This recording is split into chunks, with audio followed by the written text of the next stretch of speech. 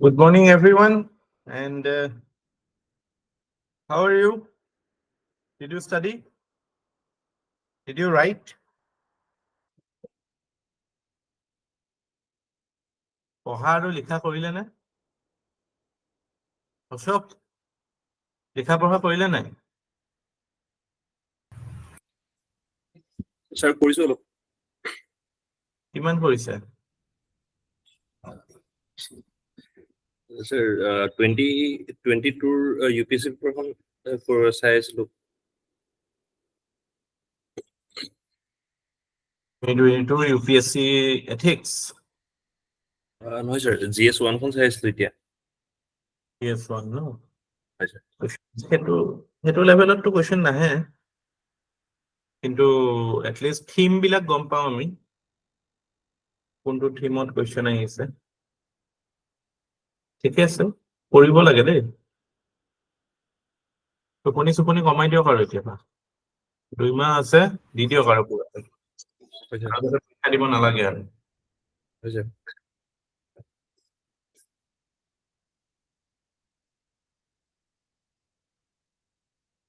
একদম কম্প্ৰমাইজ নকৰিব।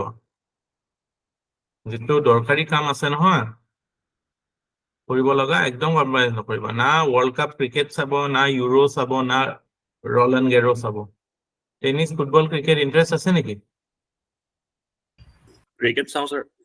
World cup আহি আছে। একো নাচাব, একো নাচাব, চোৱা নহ'ব আৰু স্যাৰ। একদম নাচাব। কাৰণ কি হয় জানে, যেতিয়া চাই অকল খেলখনে নহয় ন, তাৰ পিছতো একচন হৈ থাকে ন। হয় স্যাৰ। মানে মন চন বেয়া লাগি থাকে, ভাল লাগি থাকে, কিবা কিবি হৈ থাকে। আৰু প্ৰব্লেমটো কি হ'ব, বেলেগ কম্পিটিটৰ কোনোবাই নেচোৱা মানুহ থাকিব ন। এতিয়া পল্লৱীয়েটো নাচায় ন, হয় স্যাৰ। তাইতো আগবাঢ়ি যাব। তাইটো বাৰু আমাৰ ছোৱালী, কিন্তু এনেকুৱাতো বহুত অচিনাকি মানুহতো আগবাঢ়ি যাব ন কম্পিটিশ্যনত। হয় স্যাৰ। তো সেইটো সময়ত ভাবিব যে যেতিয়া মোৰ কিবা এটা বেলেগ কাম কৰিব মন গৈছে, মনত এইটো পেলাব যে আপোনাৰ কম্পিটিটৰে প্ৰিপেয়াৰটো কৰি আছে। And trust me, it will help. আৰু সদায় ভাল পৰীক্ষাৰ ওচৰত এই ডিষ্ট্ৰেকশ্যনছ বিলাক থাকিলে ভাল। বহুত কম্পিটিশ্যন অট'মেটিক নাইকিয়া হৈ যায়। IPL বৰ ভাল লাগে, IPL ভাল লাগে, এইবিলাক ভাল লাগে। মানে তাৰ যিবিলাক মানুহ আনচিয়ৰ বা মানে গিভ আপ কৰিব ইজিলি, তেওঁলোকে ইজিলি দে উইল। মই মোৰ দুটামান ষ্টুডেণ্টক যোৱাবাৰ গালিয়ে পাৰিছো আগতে। মানে আৰে ক্ৰিকেট মেটচ হ'ব, বেয়া ষ্টেটাছ দি থাকে, পঢ়া শুনাৰ এটা ষ্টেটাছ নিদিয়ে। আৰু সেইটো coming from me who was a district player. মই আৰু ডাইহাৰ্ড, মোক ক্ৰিকেটৰ মানে এনি টাইম খেলিবলৈ দিয়ক, কথা পাতিবলৈ দিয়ক, হেৰি কৰিবলৈ দিয়ক। খেলা বুলি এভৰি স্পৰ্টছ, ফুটবল, টেনিছ চব ভাল পাওঁ। কিন্তু যেতিয়া কাম আছে তেতিয়াতো এইবিলাক কথা নাহে ন। যেতিয়া you have bigger thing to do, then you have to give priority না। আৰু এইটো বয়সত আপোনালোকে যিটো জেগাত আছে, দেউতা মাহঁতৰো প্ৰেছাৰ নাই বা বেলেগ কোনোবা এনেকুৱা হেৰি নাই, চ' তেতিয়া মানে ইউ হেভ টু বি। কি কালি আমি কি পঢ়িছিলো? আমি যে এটা টাৰ্ম পঢ়িছিলো, চেল্ফ একাউণ্টেবিলিটি। ইয়া, এইবিলাক নিজৰ লাইফতো প্ৰেক্টিকেলি ইউজ কৰিব লাগে যে your commitment to yourself, that I will be accountable to myself. বেলেগৰ পৰা এক্সটাৰ্নেল accountability নালাগে। আৰু এইটো কেতিয়া হ'ব পাৰে, যেতিয়া you are emotionally intelligent. So try to work on emotional intelligence. That will take care of মানে majority of your load. পৰীক্ষাত মানে ইমোশনেলি ইন্টেলিজেন্ট যদি আপুনি হয় বা সেইটো স্কিল যদি আপোনাৰ আহে, পৰীক্ষাটো ইজি হৈছে বহুত। আৰু যোন ইমোশনেলি ইন্টেলিজেন্ট নহয় আৰু বহুত বেছি পঢ়েও জানেও, তাৰ কিন্তু দিগদাৰ। মই দেখিছো বহুত মানুহ পেনিক কৰে, বহুত বস্তু জানিও মানে পাৰিম নে নোৱাৰিম নে এনেকুৱা টাইপে থাকে, নাৰ্ভাছ হৈ থাকে। বাট when you are emotionally intelligent, you will be in a aggressive mode. Aggressive mode মানে কি? ভয় চয় নাইকিয়া হৈ যাব ন। ভয়ো নাথাকে, লোভো নাথাকে, দুইটা বস্তু নাথাকে। এনেকুৱা নহয় যে অকল ভয় নাথাকিব, আপোনাৰ কোনো গ্ৰীডো নাথাকিব চাকৰিটোৰ প্ৰতি। দুইটা বস্তুৱে বেয়া, মানে এবছলিউটটো নহয় দিয়কচোন, ইটছ এবাউট ডিগ্ৰী। মানে আমিতো কেতিয়াও মানে ভগৱান বা মানে বোলে সেইন্ট টু নহয় ন যে আমাৰ একেবাৰে গ্ৰীড নাইকিয়া হৈ যাব বা একেবাৰে ভয় নাইকিয়া হৈ যাব, বাট থাকিব ভয় অলপ, কিন্তু to a degree where you can control. ঠিক আছে,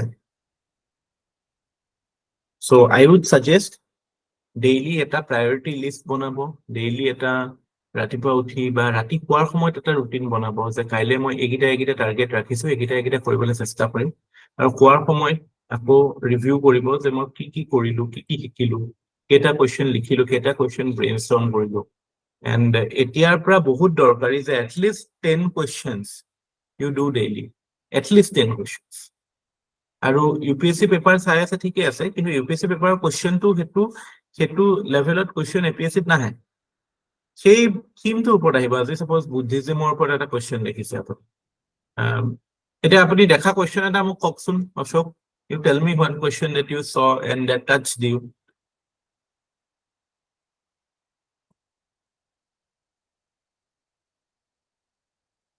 Can you tell me any question that influenced or impacted you?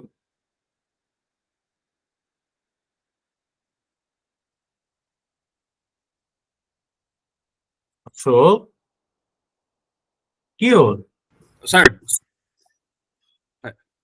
Question. Yeah. Hi, sir. 22. Sir, এইটো question চাই আছিলো। কোনটো? How is the growth of tier 2 cities? How is the growth of tier 2 cities related to the rise of new middle class with emphasis on culture of consumption? How is the rise of tier 2 cities? তাৰপিছত কি? Related to the rise of new middle class. Related to the rise of new middle class with an emphasis on the culture of consumption. With an emphasis on the, culture of consumption.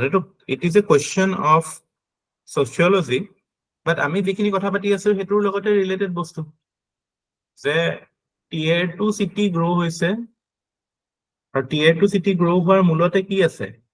It is the domestic demand of the rising middle class.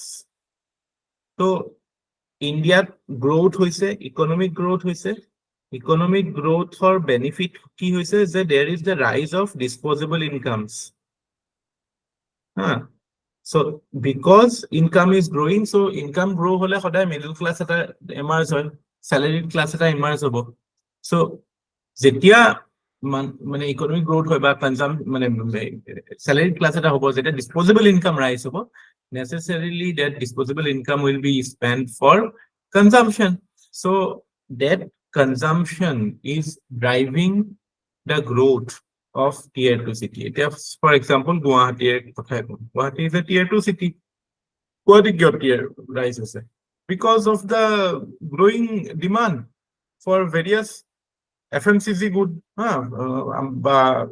automobiles and various car categories. It is catering to the new middle class of these cities. So again, this is intricately linked with what are the aspirations of this new middle class. The aspirations of this new middle class is to become rich, to become prosperous, to live a good life. The good life, for example, basis to it is dominated by the philosophy of the time, which is consumption. So necessarily that will give rise to a consumption-based lifestyle in cities, and that is why we are seeing rise of এইবিলাক কি হয়, এইটো কি কয়, real estates, মল, shopping moles, এইবিলাক automobile ৰিটেইলাৰ্ছ, এইবিলাক আমি বিভিন্ন ফৰ্মত আমি দেখা পাওঁ। So yes, it is middle class link কেনেকে হয়, because it is linked to the aspirations of the middle class, and aspirations বিলাক কেনেকুৱা middle class? The aspirations are related to their philosophy that, or their aspiration is driven by the philosophy that our happiness or our prosperity in life is related to our consumption. So that is driving the growth or demand of tier 2 cities. আমাৰতো tier 2 cities বিলাক এটো কাৰণে grow কৰা নাই যে এইবিলাক বিৰাট ডাঙৰ export hubs হৈছে বা বিৰাট বাহিৰৰ মাৰ্কেটক কেটাৰ কৰিছে বা কিবা ৰিসোৰ্স জেনাৰেট কৰিছে বা কিবা মানে ম্যানুফ্যাকচাৰিং হাব হিচাপে হৈছে নহয়, আমাৰ এইবিলাক কনজাম্পশন সেন্টাৰস হিচাপে ডেভেলপ হৈছে। that is the heart of the question। আমি আলোচনা এইবিলাক সেইটো লাইনতে কৰি আছো। বুজি পাইছেনে? পল্লৱী, অশোক, ভাস্বতী, আৰোহণ, am I in sync? Yes, Yes, sir. sir. আৰু আপোনালোকে এনেকে ভাবিব পাৰিছেনে নাই কথাটো? কানেকশনটো বহাব পাৰিছেনে? অলপ আহিছে। মই যিখিনি কথা কৈছো লিখি থব, কথাবিলাক পিছত শুনিও বস্তুটো কানেকশনটো লিখি থব, কাৰণ আলটিমেটলি এনসাৰটো কৰোতে সেইবিলাক বস্তু এড্ৰেছ কৰিব লাগিব। এইটো কোৱেশ্চন মই নাভাবো আহিব বুলি, বাট এইটো এথিক্সৰো কোৱেশ্চন হয়, সোশিয়োলজিৰো কোৱেশ্চন হয়। সোশিয়োলজিত যদি আহে তেতিয়াহ'লে আমি জাষ্ট ফেনমেনাটো বুজাব লাগে, এইটো ৰাইট এণ্ড ৰঙৰ এছপেক্টটোত সিমান বেছি যাব নালাগে। আমি এইটো বুজাব লাগে যে what is driving the growth of middle class in cities, or why do we see a rise in middle class?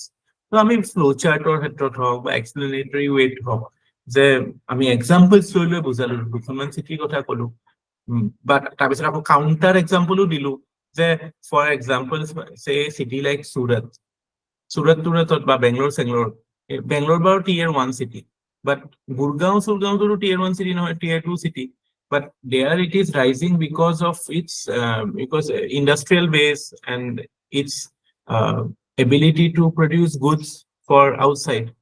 But other than that, when we look at other tier 2 cities, say Guwahati hawk, Shillong hawk, এইবিলাক তো সব তো its consumption centers, no? এইটো question আমাৰ sociology হ'ব, এইটো geography, যিটো আৰবানাইজেশ্যন human geography topic, সেইটোৰো হ'ব। আৰবানাইজেশ্যন টপিক এটা থাকে নহয়, সো সেইটোৰো হয়।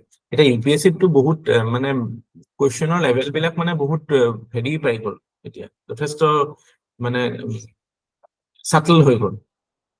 মানে সব বস্তুতে এতিয়া ডিমান্ড কি ইউপিএসসিত, যে সব সাবজেক্টৰে মানে ভালকে জানিব লাগিব, মানে পঢ়িব লাগিব। একো সাবজেক্ট এৰি পেলাই জাস্ট আইডিয়া এটা লগাই পেলাই লিখিম বুলি ক'লে নহ'ব, সব সাবজেক্টত এটা দখল থাকিব লাগিব। whereas APSC সেইটো লেভেল পোৱাগে নাই। আমি APSC এনেকুৱা কোৱেশ্চন কেতিয়াও এক্সপেক্ট নকৰো, পেপাৰ 1খন দেখিলে গম পাওঁ। আৰু এইটো কোৱেশ্চন APSC থাকিলে মই গ্যাৰান্টি দিব পাৰো লিখিবই নোৱাৰো মানুহ, কাৰণ লিখিব পাৰিব, কিবা কিবি লিখিব, কিন্তু এই অৰিয়েন্টেশনটো নাপাব ন। কাৰণ ইউটিলিটেৰিয়ানিজম কোনে পঢ়িছে? এতিয়া কনজাম্পশনৰ ওপৰত যেতিয়া সুধিলে, তো কনজাম্পশন যদি বুজি পাব লাগে তেতিয়াহ'লে ইউটিলিটেৰিয়ান ফিলচফিটো বুজি পাব লাগিব নাই? Without understanding utilitarian philosophy, without understanding Bentham and Mill, how can you understand মানে consumption? নহ'লে আমি এনেই লিখি দিম ন। সো সেইটো কাৰণে নলেজটো কেতিয়াও এনেকুৱা সেগ্ৰিগেটেড নহয়। আপোনালোকে যেতিয়া মই নোটছটো বা এনেও যেতিয়া মই আপোনালোকক কৈছো, সদায় বস্তুটো ইন্টিগ্ৰেটেড কৰিব চাব, এইটো বস্তু ক'ত লগাব পাৰিবা, এইটো আইডিয়া বেলেগতো লগাব পাৰি নেকি। সে ফৰ এক্সাম্পল কালি মই ধৰক ইমোচনেল ইন্টেলিজেন্সৰ এপ্লিকেশ্যন শিকাই আছো। এপ্লিকেশ্যন শিকাই থাকোঁতে যিখিনি কথা কৈছিলো, ধৰক মানে গভৰ্নেন্সৰ চেঞ্জ বা চেলেঞ্জিং চিটুৱেশ্যন, কিন্তু ধৰক পিছত মই যদি একাউণ্টেবিলিটিৰ কথাটো কৈছিলো, সেল্ফ একাউণ্টেবিলিটিৰ কথাটো কৈছিলো, সেইটো অলপ বেলেগকে কৈছিলো। মই কৈছিলো যে এইটো মানে ৱৰ্ক কালচাৰৰ লগত ইমোচনেল ইন্টেলিজেন্সৰ লিংকটো কি, সেইটো আপোনালোকে এপ্লিকেশ্যনতো ইউজ কৰিব পাৰে সেইটো আইডিয়া, যে ইন দ্য চেলেঞ্জিং চাৰ্কামষ্টেন্স then মানে there is a need for change in work culture. Changed work culture necessarily entails that the civil servant has to be self-driven, or he has to have the concept of commitment to self in excellence. মানে he should be committed to himself, that I will excel in whatever duty I am being given. So that will help him in tackling the various challenges that he will feel in face, না? So এই বস্তুটো আপোনালোকে আমাৰ যেটা general tendency ন, যে এতিয়া ধৰক মই মানে ওয়েবাৰৰ আইডিয়াটো বেলেগকে ক'লো, এইটো আইডিয়াটো বেলেগকে ক'লো। পৰীক্ষাত যেতিয়া কুৱেশ্যন এটা আহিব ন, তেতিয়া আপোনালোকে বস্তুবিলাক ইন্টিগ্ৰেট কৰিব পাৰিব লাগিব। ওকে, এনেকে নাভাবিব যে ছাৰে কোৱা কোনটো জেগাৰ পৰা মই ক'ৰ পৰা ফুললে উঠাম, ন এইটো আইডিয়াটো ইয়াত দিলে হ'ল, নহয়। যিটো ক্ৰছ লিংকিং কৰি পেলাই, সেইদিনাখন এই ভাস্বতেও সেইটো কথা কৈছিলে ন, যেতিয়া কুৱেশ্যন এটা যেতিয়া আপোনাৰ হেৰি কৰিব লাগিব ন, মিক্স কৰিব লাগিব ন আইডিয়াছ বিলাক, সেইটোৱে স্কিল হয়, আৰু সেই স্কিলটো এতিয়া প্ৰেক্টিচ কৰিব লাগে।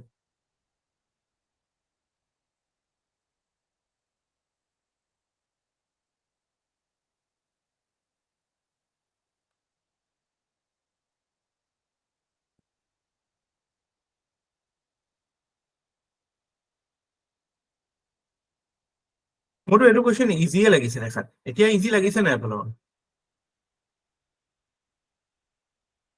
মানে মেনেজেবল টাইপ লাগিছে নাই Pallavi, Ashok? Yes, sir. Yes, sir. Manageable হয়, এইটো manageable হয়।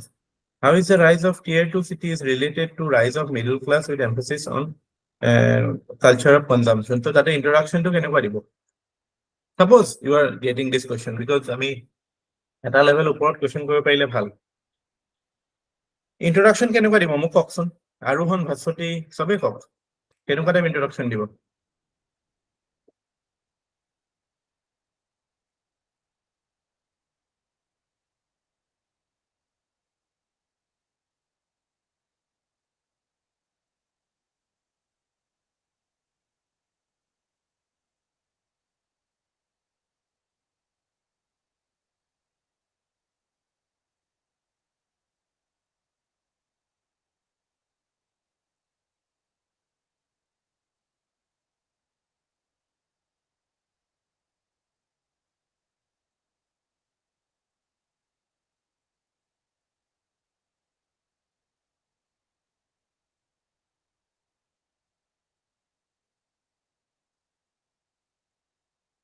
Yeah, we will start with Pallavi. কওক কেনেকুৱা ইন্ট্ৰডাকশ্যন দিব?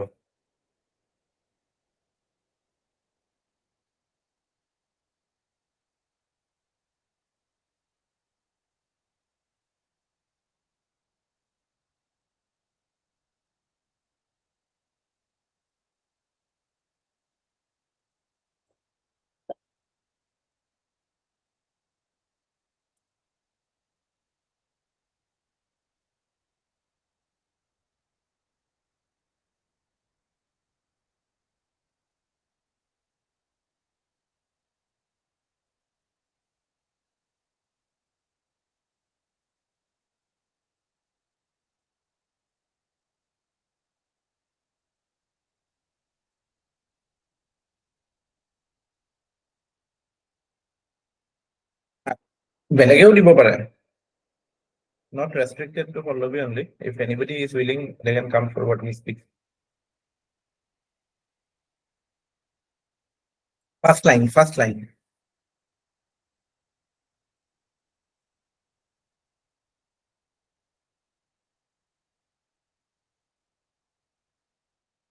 Sir, first to tier 2 cities or definition to Tell me. What is your first line? Give me the first line. Sir, cities in India having population between 50,000 to 99,000 are termed as tier 2 cities. Tier 2 cities.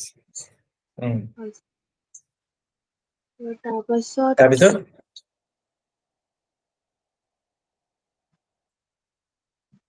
Sir তাৰপিছত মানে এতিয়া বৰ্তমানটো মোৰ data মনত নাই ইমানকে, যদি মনত থাকে স্যাৰ তেতিয়া যে in India this number of tyre 2 cities মানে have been developed by have developed তাৰপিছত লিখি পেলাই তাৰপিছত চাই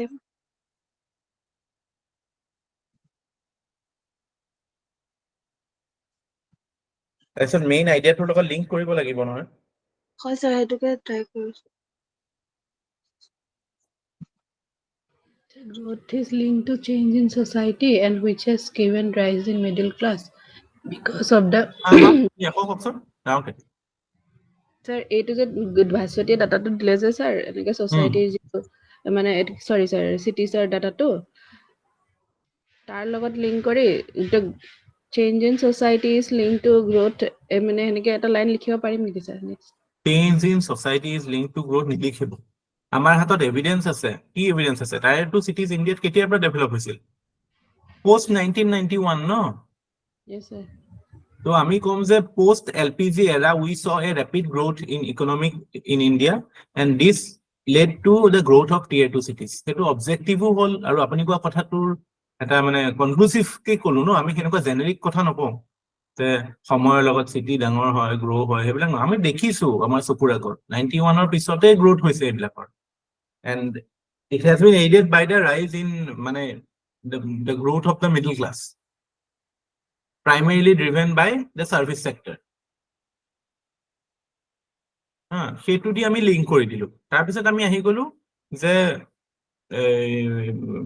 মানে how মানে what has why the middle class has played a pivotal role on what is the nature of this rising middle class তেতিয়া আমি কলো যে this middle class is aspirational this middle class is based on the primarily based on service sector so they with rise in disposable income their aspirations have also risen in the form of rise in consumption so I mean be it in you can say even this phenomena is also seen in villages also even though it is not restricted to tier 2 cities because even in villages when we see a good harvest generally it is followed by a rise in demand of consumer goods rise in demand of automobiles so in a way the demand creates the need for urbanization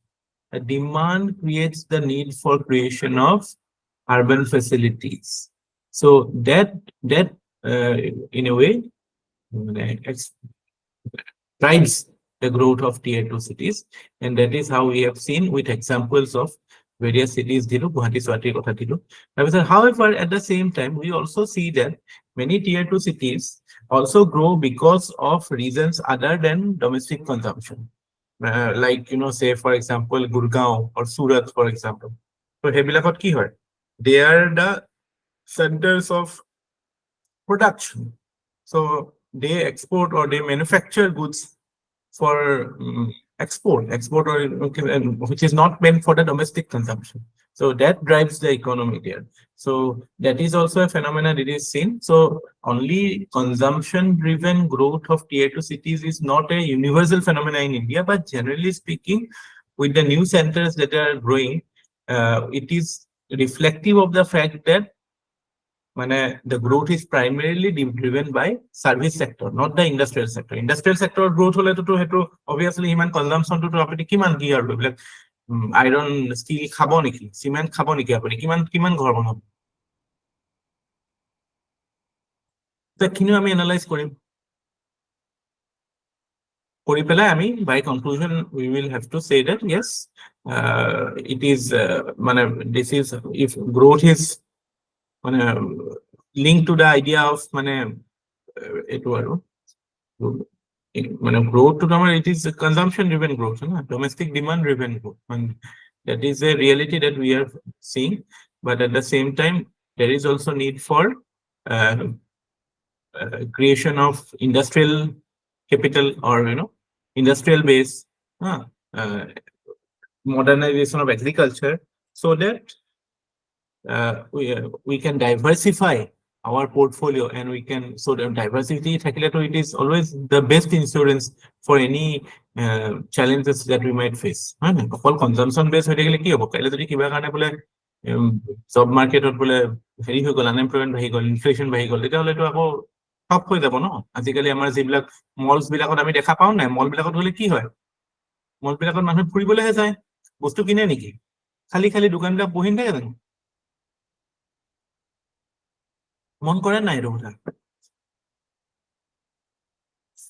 আৰু মই মাজতে কি হল দে মই half shirt বিচাৰি গলো central মললে কোনবা এটা দেখাটো বৰ ধুনিয়া উইন্ডো শপিং দেখাটো ধুনিয়া দোকান আৰে মই সোমাই গলো আৰু মোক কলো হাফ চাৰ্ট লাগে এন্ড দোকানী কিটা ৰেডি আছিল সিহঁতৰ ফুল চাৰ্ট কিটা কাটি পেলাই মোক হাফ চাৰ্ট বনাই দিবলে আচ্ছা এইকেইটা এইটো লৈ ফুল চাৰ্ট আছে কিন্তু এইটো লৈ যাওক আমি ইমিডিয়েট বনাই দিম বোলে আচ্ছা so' you can well imagine their situation full chart এটা হাফ চাৰ্ট বনাই পেলাই বেচিবলৈ ৰেডি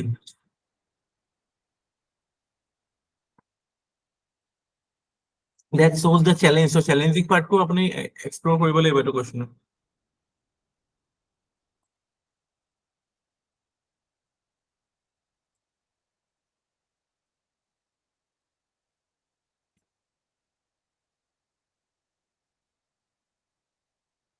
মানে কি হয় জানে এনচাৰ লিখাৰ এনচাৰ ভাল হ'বলৈ হ'লে কেইটামান বেছিক প্ৰিন্সিপল লাগে বেছিক প্ৰিন্সিপল কেইটা হ'ল যে কি কিছুমান বস্তু আপোনাৰ মনত থাকিব লাগিব আৰু কিছুমান সেই মনত থকা বস্তুৰ ওপৰত আপুনি কিছুমান মানে অকমান হেৰি নিজৰ এডিশ্যন বা মানে নিজৰ ক্ৰিয়েটিভিটি দেখাব পাৰিলে হৈছে কেইটামান মানে ফেক্টছ লাগে একেবাৰে বস্তু মনত নাথাকিলে কি হয় আমাৰ এনচাৰটো ভেগ হৈ যায় এতিয়া ভাস্বতীয়ে এইটো ভালেই কৰিছে কাৰণ টিয়েটো বহুতে যে কি হয় টিয়েটো লৈ পেলাই এইটো মানে ইট কেন মিন এনিথিং টিয়েটো আগত 1 আছে নে 3 আছে নে টিয়েটোৱে so it's good to define ki tier 2 is generally defined in terms of population আৰু এটো ইমানটো পৰা ইমানটো লৈকে থাকিলে that is considered as a tier 2 city so মানে এটোৱে আমাৰ আৰু এটা বস্তু দেখাইছে মাইগ্ৰেচনৰ কথাটো ক'ব পাৰো tier 2 city গ্ৰোথৰ লগত another phenomena is migration so এইবিলাকো আমি এক্সপ্ল'ৰ কৰিব লাগে এনসাৰটো লিখি থাকিলে আহি যায় এইটো আইডিয়াছ বিলাক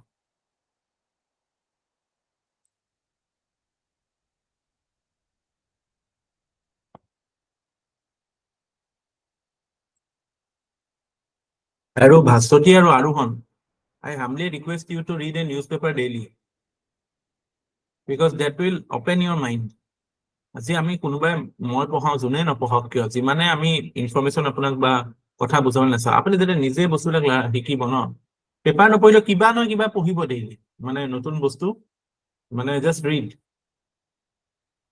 মানে প্ৰিফাৰেবলি দ্য হিন্দু একো পঢ়িব নালাগে তাৰ বাহিৰে হিন্দুখন যদি পঢ়িব পাৰে একো পঢ়িব নালাগে মানে আপোনাৰ থিংকিংটো ৱাইড হয় সব ডিটেইলছত পঢ়িব নালাগে হয়তো কিবা মন নগলে পঢ়িব নালাগেও বাট পঢ়িব মুঠতে ডেইলি শিকিব বস্তুবিলাক কেনেকে এক্সপ্ৰেছ কৰিছে বা পঢ়ি থাকিলে নিজে আপুনি একো এফৰ্ট দিব নালাগে শিকিবলৈ কণ্টিনিউৱাছ আপুনি একমাহ যেতিয়া পঢ়া হ'ব অট'মেটিক আপোনাৰ লেভেলটো ওপৰত গুচি যাবই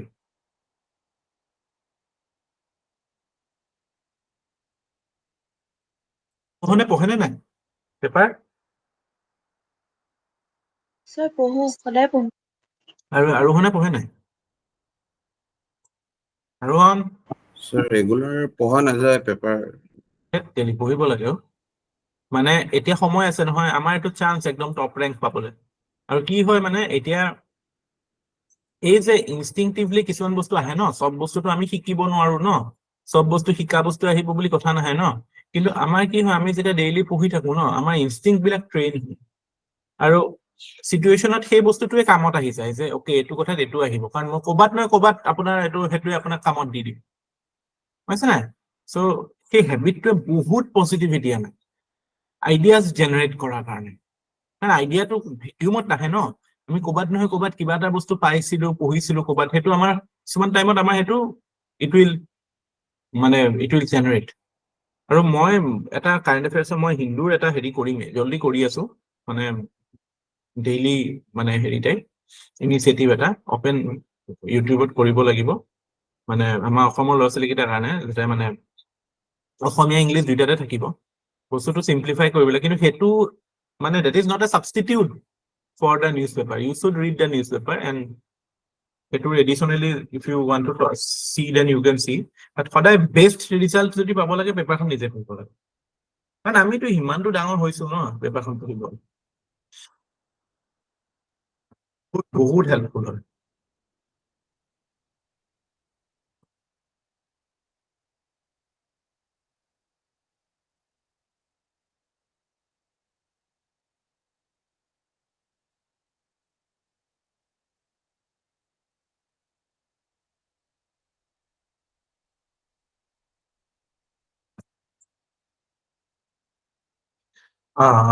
Okay, so next ethical dilemma is short term versus long term.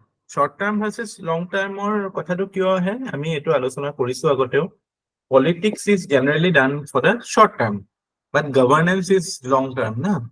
So government is more inclined to bring in policies which will reward them for the next or upcoming election, whereas the bureaucrat is supposed to be long term oriented. So it creates a situation of conflict when the bureaucrat might be forced to devise policy to benefit the ruling dispensation for a particular period. Even মানে এনেকুৱাও হৈছে যে মানে মানে আপোনাক ক'ব পাৰে যে মেক দিছ পলিচি ইলেকশ্যনৰ পিছত এইটো বন্ধ কৰি দিম হা তো এইবিলাকটোতো বেছিক আইডিয়া ইজ মানে কি যে you are looking for short term gain is okay কিছুমান ক্ষেত্ৰতটো আমি short term কৰিব লাগিব ডিজাস্টাৰ ক্ষেত্ৰতটো আমি লং টাৰ্মৰ এক্সপেক্ট কৰিব short termতো কথা আছে যে okay এতিয়া আমি ইমিডিয়েটলি কি কৰো বা কেনেকুৱা টাইপ প্ল্যান ডিভাইস কৰিব এইবিলাক short termতে হ'ব but governance is something that is মানে you have to do it long term না so আজি এনেকুৱা টাইপ হয় ন আপোনাৰ বিউৰোক্ৰেটছ বিলাক বহুতে মই কালি এইটো কথা কৈছো যে স্কুলত গৈ পেলাই পঢ়ায় আপুনি গৈ পেলাই কোনোবা এখন আপোনাৰ এৰিয়াৰ স্কুলত পঢ়াইছে which is a short term measure মানে সেই আজি আপুনি কিবা এটা টপিক কোনোবা এটা আমি এতিয়া মোক যদি আজি কয় যে সিভিল সাৰ্ভিসৰ কিবা এটা ক্লাস লৈ ল I will be least productive because মানুহৰ এটা ইউনত আহিবলৈ অলপ টাইম লাগে আজি ময়ো আপোনালোকক বুজি পাইছো আপোনালোকেও মোক বুজি পাইছে আমিতো বহুত দিন হ'ল বহুতবাৰ লগ পাইছো বহুতটা ক্লাস কৰিছো তেতিয়া এটা সেটিংস এটা আহিছে আমি জানো এটো ফ্লোট গলে হ'ব all of a sudden মই এটা জায়গাত গৈ পেলাই মই কিছুমান কথা কৈ আহিছো এটো লাভ হ'ব that is an insult on teaching actually so আপুনি যদি সঁচাকে impact create কৰিব লাগে as a bureaucrat what you can do is you can work on improving school infrastructure you can work on ensuring that teachers attendance is in time the regular problems of schools those needs to be taken care of because that is your duty your mandate is not to go and teach but আপোনালোকে দেখা পাইছে যে বহুত civil সার্ভেন্টে গৈ পেলাই পঢ়ায় স্কুলত so হেতুটো kind of short term oriented হয় ন তো কাইলে যদি আপোনাক কোনোবা ইন্টারভিউটো খুধে হোয়াট ইজ ইয়োর অপিনিয়ন তেতিয়াহলে আপুনি যেতিয়া হেতু ডিনাই কৰিব তেতিয়া দুটা ক্ষেত্ৰতে কৰিব এটাটো আপোনাৰ এই শৰ্ট টাৰ্ম লং টাৰ্ম কথাটো যে ইটস মানে your orientation should be long term and মানে এইবিলাক আমাৰ that is not our mandate. Our mandate is to improve even if we are we have the responsibility of education but our responsibility is not to go and teach in school our responsibility is to ensure that the school functions in a proper manner so in that capacity we have to act so hey bostu to mandate to heri koribo nalage aru jitu yar pisot jitu ahibo যে neutrality anonymity কথাটো whereas কিছুমান ক্ষেত্ৰত আমাৰ activism লাগে কেতিয়াবা activism is also good but আমি এটা কি দেখা পাওঁ bureaucrats are more like ego needs কথাটো আহে but that is not justifiable because bureaucracy is not such a profession where you can go on in being a public figure আপুনি আহাৰ আগতে জানিব লাগে এতিয়া আপোনালোকে you are going to be a bureaucrat you should know that that is a very you can say background profession it's a profession in background you have to take the back seat তাতে যদি আপোনাৰ recognitionৰ ভোগ থাকে appreciationৰ ভোগ থাকে that you will not get that I am sorry you have to go to either the entertainment industry হেনুকা যদি লাগে go to the entertainment industry or go in politics nobody is calling you in bureaucracy but bureaucracy আহি যদি আপুনি entertainment industry নিচিনা যদি এটা হেৰি বিচাৰে profile বিচাৰে that is totally immature on your part na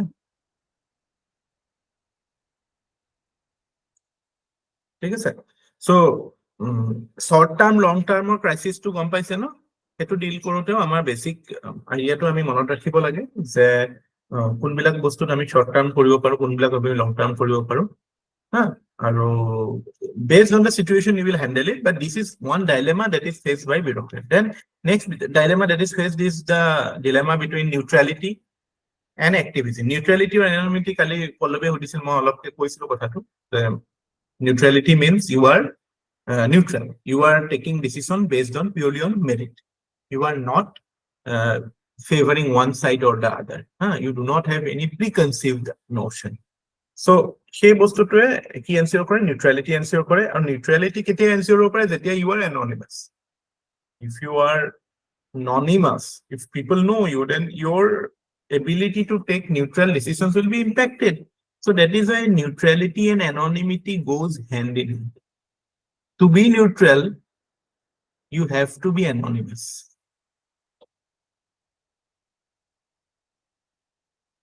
গম পাইছেনে কথাটো?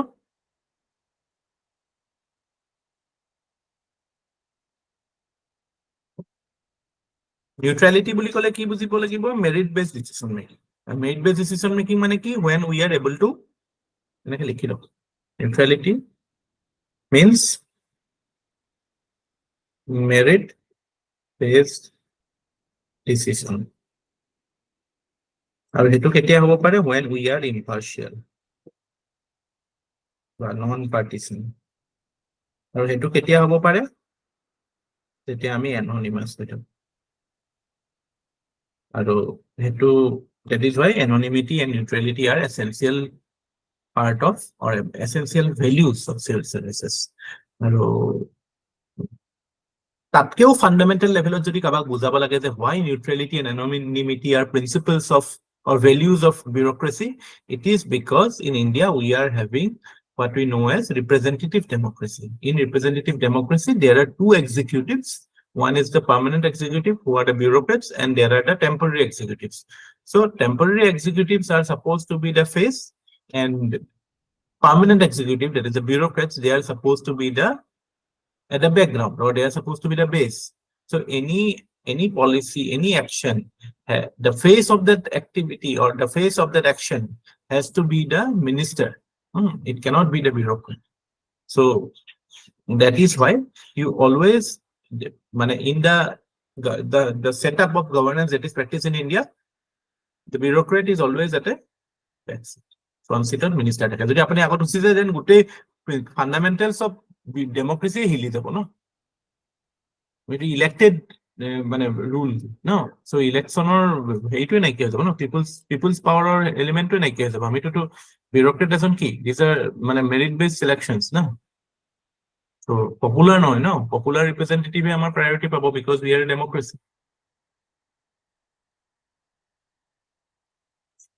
Whereas at some places activism is good. Like say if you want to encourage some social change in society. Say for example, if you have to work on malnutrition, if you have to work on social evils like say witch hunting, there a degree of activism or there a degree of anonymity, or where you are at the forefront, that plays an important role. But tato jodi minister comes into picture, then you will have to take the backs. So again, the basic idea you should have to keep in mind that traditional values hoy ebila, neutrality, anonymity, activism to etia modern but contemporary value hoy, and this is again because of the changed nature of governance that has from the earlier idea of maintaining stability and order to the modern idea of ensuring that you have socio-economic development through governance. So you need a degree of activism to some extent.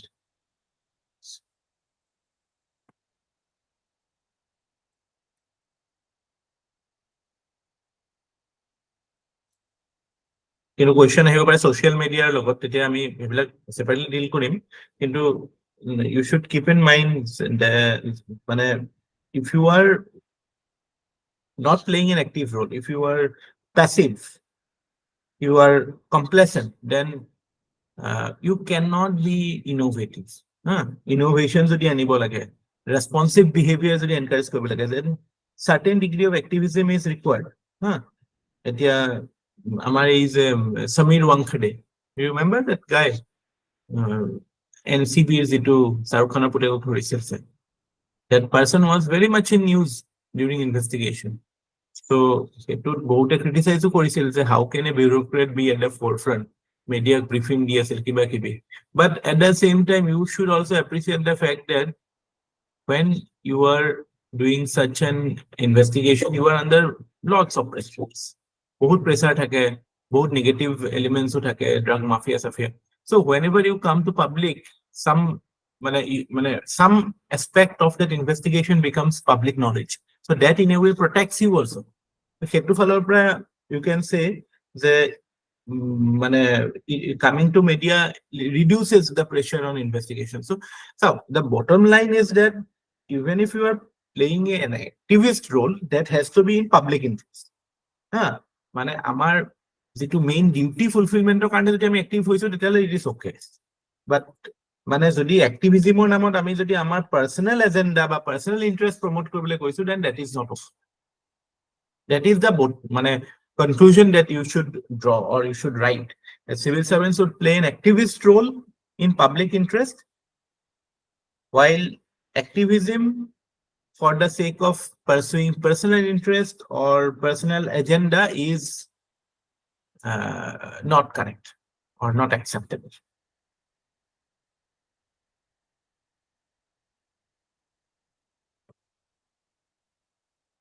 Again, situation specific hobo, based on how you assess the situation, what is the nature of the challenge, that will determine whether you are active or you are maintaining anonymity.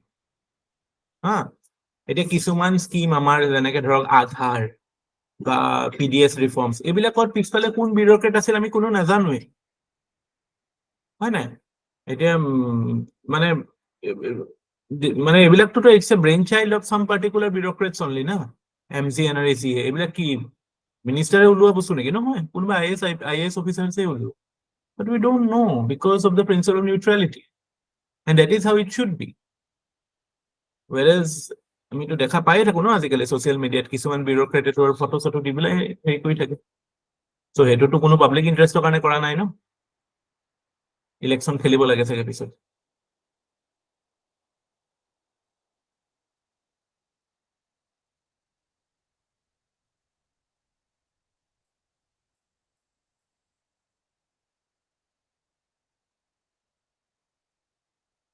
তো ethical dilemma মানে কি, আমি আকৌ এবাৰ মনত পেলাম, কওকচোন কোনোবাই ক'ব পাৰিব, what is an ethical dilemma?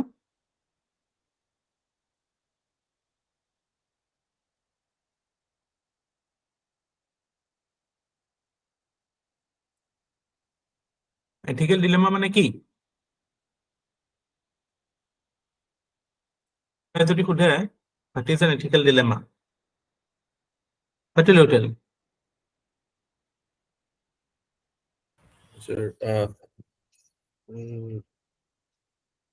so it's a challenging situation in which two or more values compete against each other. Yeah, correct. মানে when এটা বিপদৰ পৰিস্থিতি, মানে চ্যালেঞ্জিং সিচুৱেশন, আৰু চ্যালেঞ্জটো কিয় হৈছে? Because multiple values are competing with each other. Two or more values are competing with each other, and regardless of what we choose, there will necessarily be compromise on one or other value. So that becomes an ethical dilemma.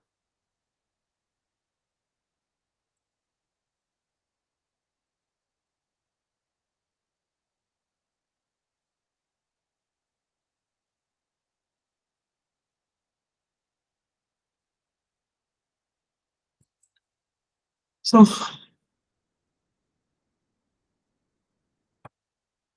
next dilemma that you will face is what we call as efficiency versus public service, বা এটুক আমি পারফরমেন্সও ক'ব পাৰো, result ওৰিয়েন্টেশনো ক'ব পাৰো, বা এফিচিয়েন্সিও ক'ব পাৰো। অন্যহাতে আমাৰ এটুৰ against competing value generally is public service motive, rule of law বা ইন্টিগ্ৰিটি থাকে। এতিয়া নেচাৰেলি আপোনালোকৰ এনেকুৱা কোৱেশ্চন আহিব পাৰে যে আৰে ৰিজাল্ট ওৰিয়েন্টেড হলে এইটো পাব্লিক সাৰ্ভিসৰ কাৰণে হ'বতো, এফিচিয়েন্সি হলেতো পাব্লিক সাৰ্ভিসৰ কাৰণে হ'ব, পাৰফৰমেন্স হলেতো পাব্লিক সাৰ্ভিসৰ কাৰণে হ'ব, হাউ ইজ ইট কম্পিটিং? So এইটো যদি আপোনালোকৰ মনত আহিছে তেতিয়াহ'লে ঠিকে আছে, you are not wrong, but in the day and age we are living, মানে if you look at how investigations are done, if you look at how any situation is tried to be handled, you will see that there is a general tendency to give priority to performance over rule of law. Even if you are undercutting certain rules, even if you are compromising integrity, result matters. Result matters to whom? To the politicians, of course. For them, they have to show it to the people to gain popularity, to gain political mileage out of it. So, since politics is becoming very, very competitive, since the rewards of winning election is too high, so it is resulting in a culture where the focus is more on performance and efficiency over certain basic foundational standards of public service, which is integrity, rule of law, etc. So এতিয়া আমি কেনেকুৱা মানে বস্তু মানে কেনেকুৱা situation face কৰো যে if you are a subordinate, the superior will ask you to give results. Where a policy implement হৈ আছে ক'ব যে আৰে এটো কিমান হল ৰিপৰ্ট দিব লাগে আজিকালি সব বস্তু ৰিপৰ্ট হতে আধা টাইম আপোনালোকে যদি কাইলে এসিএস অফিসাৰ হয় নহয় half of your time will be on preparation of reports. আজিকালি তো people are frustrated because of WhatsApp. সবে তো মানে এগাল মান WhatsApp গ্ৰুপ থাকে আৰু কি হয় মানে কাম কৰাটো পিছৰ কথা কাম কি কৰিছে ইম্পৰ্টেন্ট নহয় কামৰ ৰিপৰ্ট দিব সো ৰিপৰ্ট প্ৰিপাৰেচনতে মানুহবিলাকৰ মানে বস্তুটো সেন্ট্ৰালাইজ কন্ট্ৰোল হৈ থাকিব বিচাৰে বস্তুটোৰ পৰা মাইলেজ উলিয়াব বিচাৰে পলিটিচিয়ান আগতে ইমান বেছি ইন্টাৰেস্টেড নাছিল লোকেল লেভেল গভৰ্নেন্সত মানে politicians used to give free hand to the bureaucrats, but now they are so involved even in local level issues. It becomes very challenging for a bureaucrat to do his duty with the right mindset. Yeah, exactly. এই বস্তুটোৱে সবে complain কৰে the review meeting report এইবিলাকে দি থাকিব লাগে so যদি proper মানে public service spirit বা মানে rule of law ফালে যদি যায় তেতিয়া কি হ'ব there will be delay in decision making হয় না আপুনি proper procedure follow কৰিবলৈ যদি যায় then there will be delay in decision making but you are given deadlines you have to perform যদি আপুনি perform কৰিব নোৱাৰে তেতিয়া হলে তো ক'ব যে আৰে this person is not good you are rigid or you will be considered inefficient or even you might be ignored in your promotion. So এইবিলাক হয় so তাৰমান তেতিয়া কি কৰে you manipulate your performance হয় না so to adjust to the demand of your superiors you necessarily go for shortcuts so that results in compromise so তাৰমানে কি you are encouraging a culture of status quoism you are encouraging a culture of favoritism you are encouraging nexus you are encouraging corruption এইবিলাক value ভাল inherently these are not bad these are coming from managerial ethos these are coming from bureaucratic ethos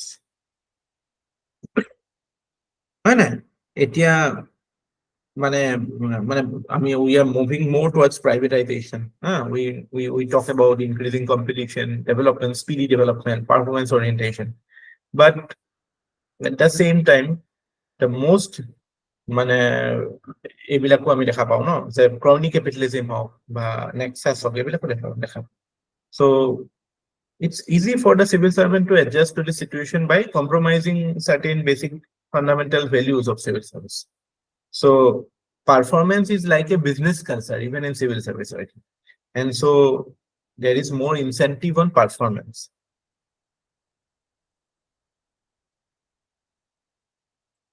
আৰু এটো হোৱাৰ মানে why is this actually এডুটাৰ মাজত conflict হ'ব নালাগিছিল কিন্তু কনফ্লিক্ট কিয় হৈছে কনফ্লিক্ট এটো কাৰণে হৈছে because এটো ক'ব লিখিছো নেকি yeah because there is a culture of dishonesty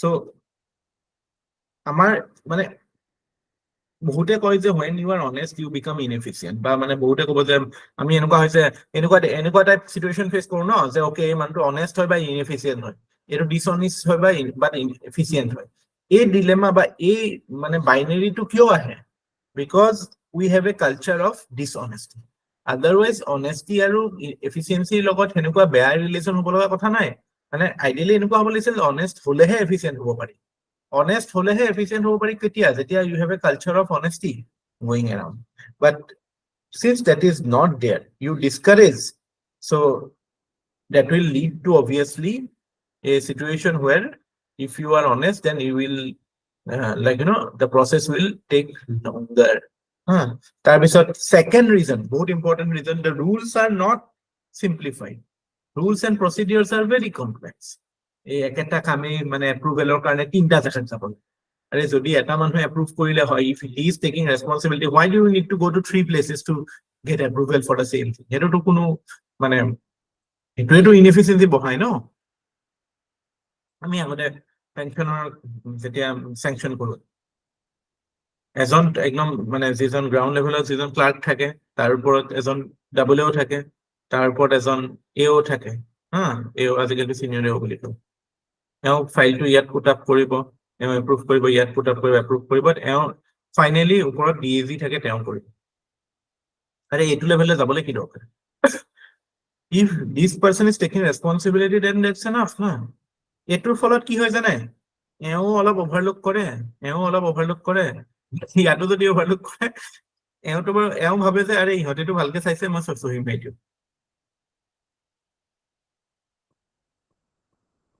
কিছুমান আছে ভাল বা মানে every level you want to check but ইমান দৰকাৰ নাই ন ক্যালকুলেশন এটা হে বেসিক আমি মানে এনেকুৱা টাইপ যে মানে 1 + 1 2 কৰি পেলাই হেতু 10টা জায়গাত কাৰেক্ট কৰিহে এটো এপ্ৰুভেল দিছে কম্পিউটাৰ আছে টেকনলজি আছে আমি এতিয়াও সেই আগতে ভুল হয় কিছুমান বস্তু হেতু বেলেগ কথা এতিয়া আমি with the advent of ICT e গভৰ্নেন্সৰ ক্ষেত্ৰত আমি সেই ৰুলস বিলাক ইমান ৰিজিড কৰি নাৰাখিলেও হয় ন we can simplify the procedure we can reduce মানে red tape এইবিলাকক red tape বুলি কয় ন আমি এটাৰ পিছত এটা তো হেবিলাক হৈ থাকিলেনো আমি কেনেকে এফিচিয়েন্সি কথা হ'ব পাৰিম সো কাইলে যদি আপোনাৰ পৰীক্ষাত কোৱেশ্চনত এটো আহে যে এনেকুৱা এটা সিচুৱেচনত কি কৰিব তেতিয়া এই গিটা কিন্তু বহুত ইম্পৰ্টেন্ট কথা আমিটো এবিলাক কৈ থাকিম নাই অনেষ্টিক আমি প্ৰায়োৰিটি দিব লাগে ৰুল অফ লক প্ৰায়োৰিটি দিব লাগে পাব্লিক সাৰ্ভিস এটো আমি এট এনি সিচুৱেচন কম্প্ৰমাইজ কৰিব নোৱাৰো কিন্তু মোৰ কথা হলটো হেতুটো প্ৰ্যাকটিক্যাল এনালাইসিস নহয় কাৰণ হেতুটো সবেই জানে হেতু হ'ব লাগে বুলি কিয় নহয়টো এটো and third thing is that there is lack of requisite expertise যে আজি কিবা এটা টেকনিক্যাল ডিসিশন এটা লবলৈ যেটো গভৰ্নমেন্টৰ যিখিনি স্কিল লেভেল লাগে সেইখিনি স্কিল লেভেল মানুহৰ নাই so that results in compromise of efficiency না so এইবিলাক বস্তু নাই কাৰণে আমি honesty কালচাৰ এটা ক্ৰিয়েট কৰিব নোৱাৰো বা মানে we feel that honesty or adhering to rule of law becomes difficult not because মানুহে নেজানে হেতু ভাল বুলি মানুহে সবেই জানে হেতু ভাল কিন্তু এইবিলাক প্ৰবলেম থকাৰ কাৰণে we are reducing it or the problem persists so আপুনি এটো কথা ক'ব লাগে যে যদি এটা কালচাৰ অফ অনেষ্টি থাকে তেতিয়া হলে it will necessarily encourage efficiency rather than discouraging it তেতিয়াটো কোনো moral dilemma নাথাকিব efficiency and performance এইবিলাক তো ultimately these are the means হয় না the end is what end is that মানে society should improve or public welfare হ'ব লাগে আৰু বিভিন্ন ক্ৰাইসিসত আমি হেতুৱে দেখা পাও ন যে the values become important Covid ছবিটো আমি কি যে যদি যত strong values আছিল যিবিলাক society সেইবিলাক society damage কম হৈছিল যিবিলাক society values were weak তাতে damage was also quite high like say USA বহুত impact হৈছে হয় না but compare it to country like Japan relatively in spite of having so many elderly population the damage was quite low because of the community spirit that they have public লাইফৰ প্ৰতি যিটো এটা মানুহৰ ৰেসপন্সিবল public বিহেভিয়াৰৰ প্ৰতি যিটো এনকাৰেজমেন্ট আছে ইউএছতো কি আৰু every man for himself every man or woman for himself এনেকুৱাটো the damage will be more না তো আমাৰ every crisis teaches us that you should give priority to values rather than the means but আমি পাহৰি যাও ন public memory is very short গোটেই বস্তুটো ভ্যালু সিস্টেমৰে কথা your value system determines your choices and your choices determine your results so আমাৰ value system গন্ডগোল হলে আমি সব ক্ৰাইসিস ক্ৰিয়েট কৰিম ক্লাইমেট ক্ৰাইসিস হওক হেলথ ক্ৰাইসিস হওক এভৰিথিং তো এনসাৰত আপোনালোকে ভ্যালু সিস্টেমৰ ফালে টানি আনিব বস্তুবিলাক সব বস্তু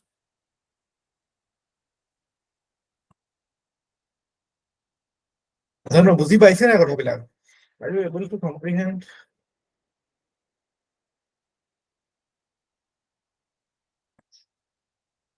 বুজি পাইছে না ভাল লাগিছে না পঢ়ি পঢ়ি ভাল লাগিছে না এইটো বুজা নুবুজা বাদ দিয়ক পঢ়ি যদি ভাল লাগিছে তেতিয়াহ'লে হৈছে যদি পঢ়ি পেলাই বৰ লাগিছে কেতিয়া শেষ হয় লাগিছে পঢ়ি দিলে চাই থাকিব মন গৈছে তেতিয়া উপায় নাই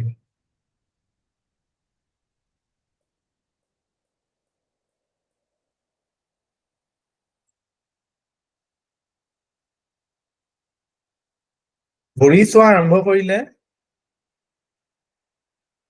5 মিনিট যাবলৈ ইমান টাইম লাগে নহয় ঘড়ীটো যদি আপুনি চাই তেতিয়া চাবচোন 5 মিনিটটো বহুত দীঘল টাইম লাগে আগতে আমাৰ স্কুলত এনেকুৱা হয় কিছুমান পিৰিয়ড যে শেষেই নহয় চাই থাকো যাব নে ঘূৰি ইমান কৈয়ে আছে দেখোন কথা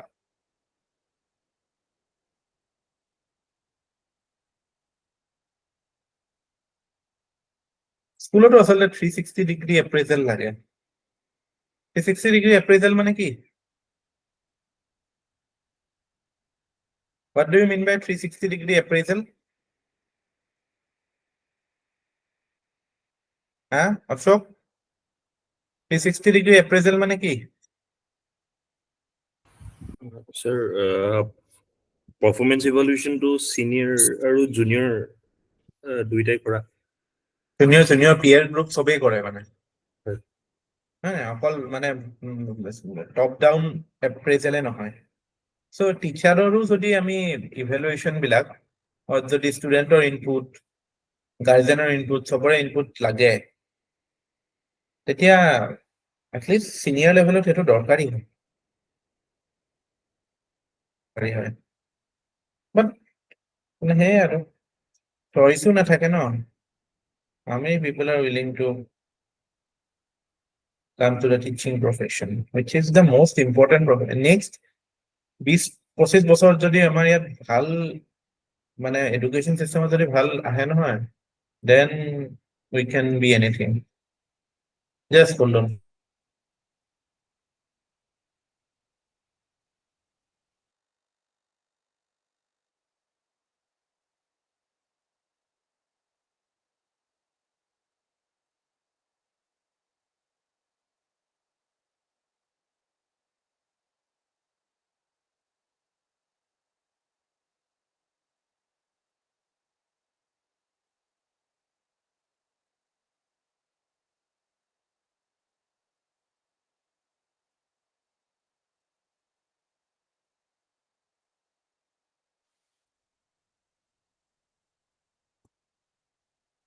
yeah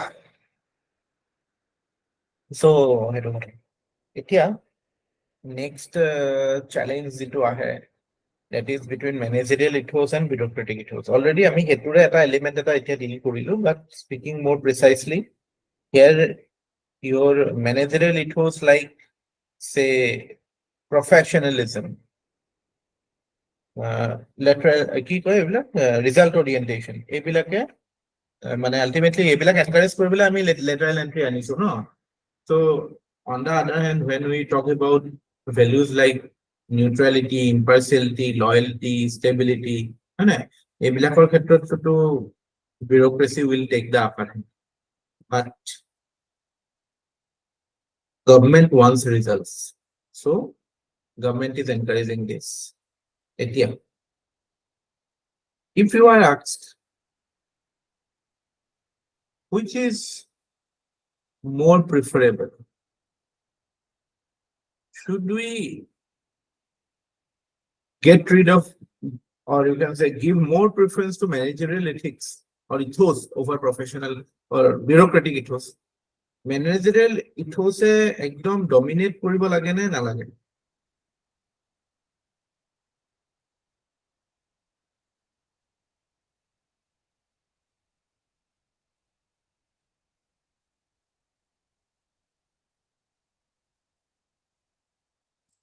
আপোনালোকে কি ভাবে সেইটোৰ ওপৰত কওকচোন? Managerial ethos কি হয় গম পাইছে? Which encourages performance orientation, efficiency, timeliness.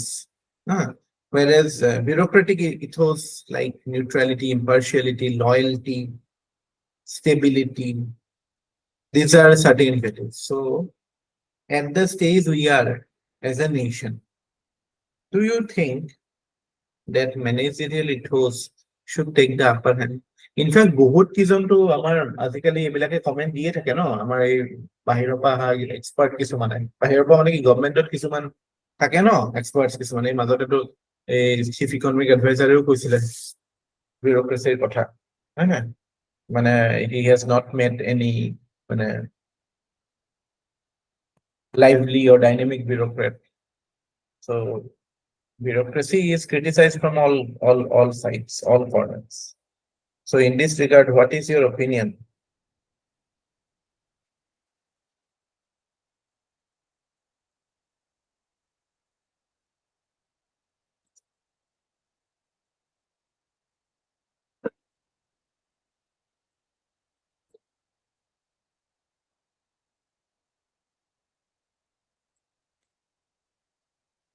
আপোনালোকে কি ভাবে কওকচোন?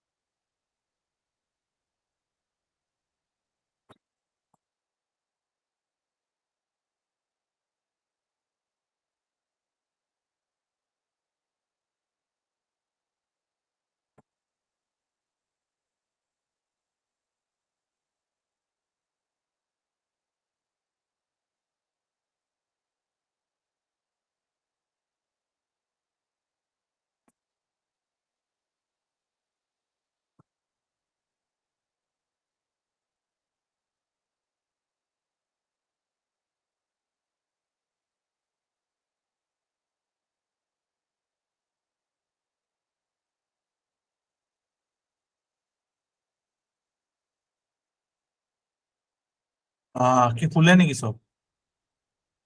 I'm waiting for your opinion, public opinion. Managerial ethos, bureaucratic ethos. What will you give preference to and why?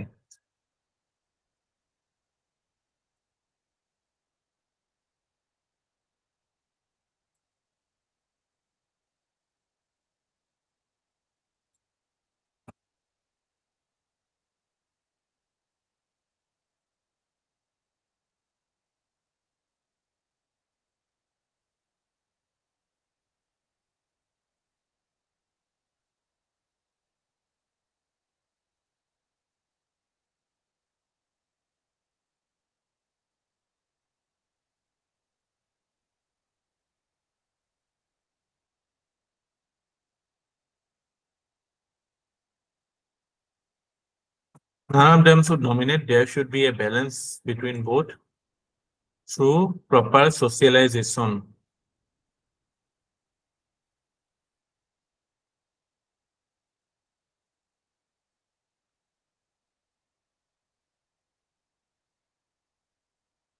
Socialization to etu moi koisu etu ta long term solution hoy ha etu to apni sakori daha bisot to socialization kotha to iman nathake training kotha thake informal formal answer to heneke nohobo etu mane orientation is correct but justification is not correct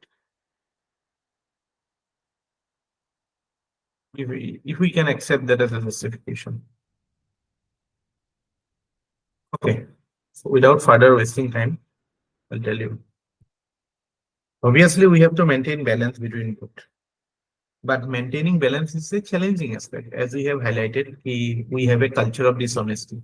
But actually, performance orientation lage, then there will be compromise on bureaucratic ethos. Our laws are complex.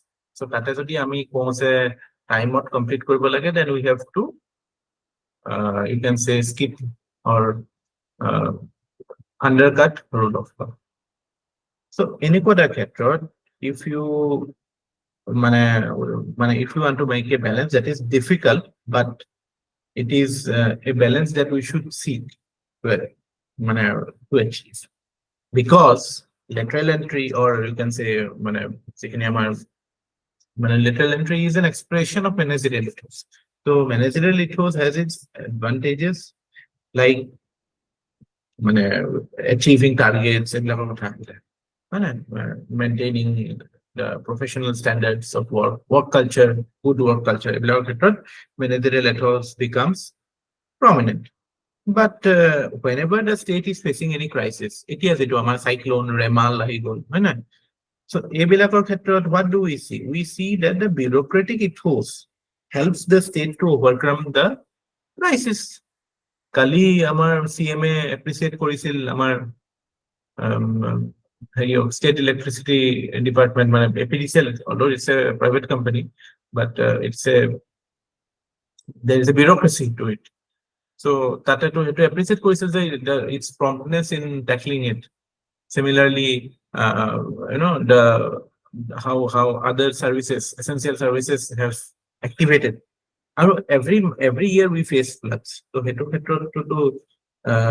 bureaucracy plays a leading role, and so we should not merely deride or look down upon bureaucracy, and the role of professionals or role of experts should not be glorified to a disproportionate level. So the answer is in normal times managerial ethos has certain advantages in terms of outcome orientation, but in times of crisis we have seen that the bureaucracy always is the winner. কোভিডৰ সময়ত private হস্পিটেলে কি কৰিছিলে আৰু government হস্পিটেলত মানুহটো maximum government হস্পিটেলতে ভাল হৈছিল প্ৰাইভেট হস্পিটেলত বা private sector was not at the leading forefront in tackling COVID. Government or bureaucracy was it. Election, activity. It's done by the bureaucracy.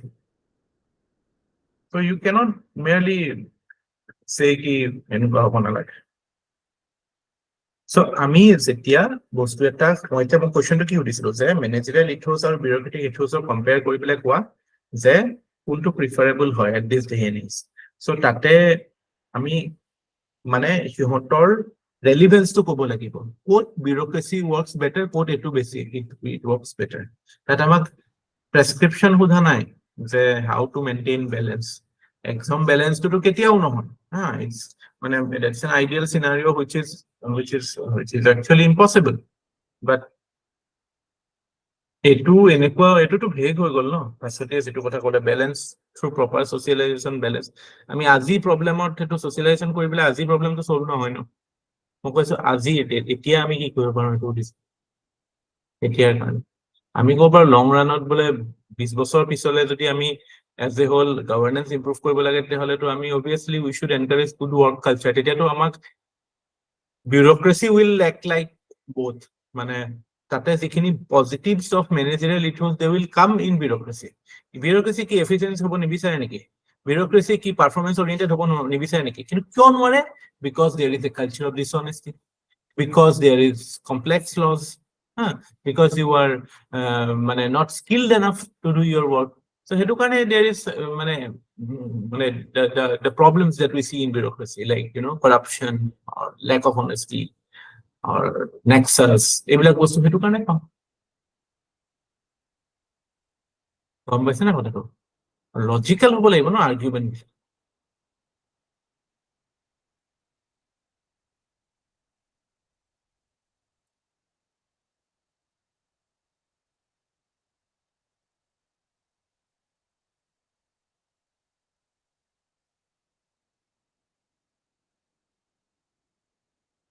জ্ঞান আৰু ব্যায়াম মানে কি do you know what is ব্যায়াম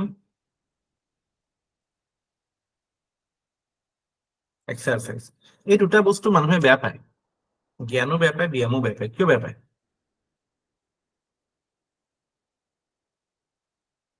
because you have to break yourself you have to break the status quo so you get exposed your weakness get exhibited so এই বস্তুটো হলে মানে আমাৰ মানে it's difficult for us to do that we always prefer to stay as we are so নিজকে ভাঙা কাম যদি হৈ আছে ন তাৰমানে you are progressing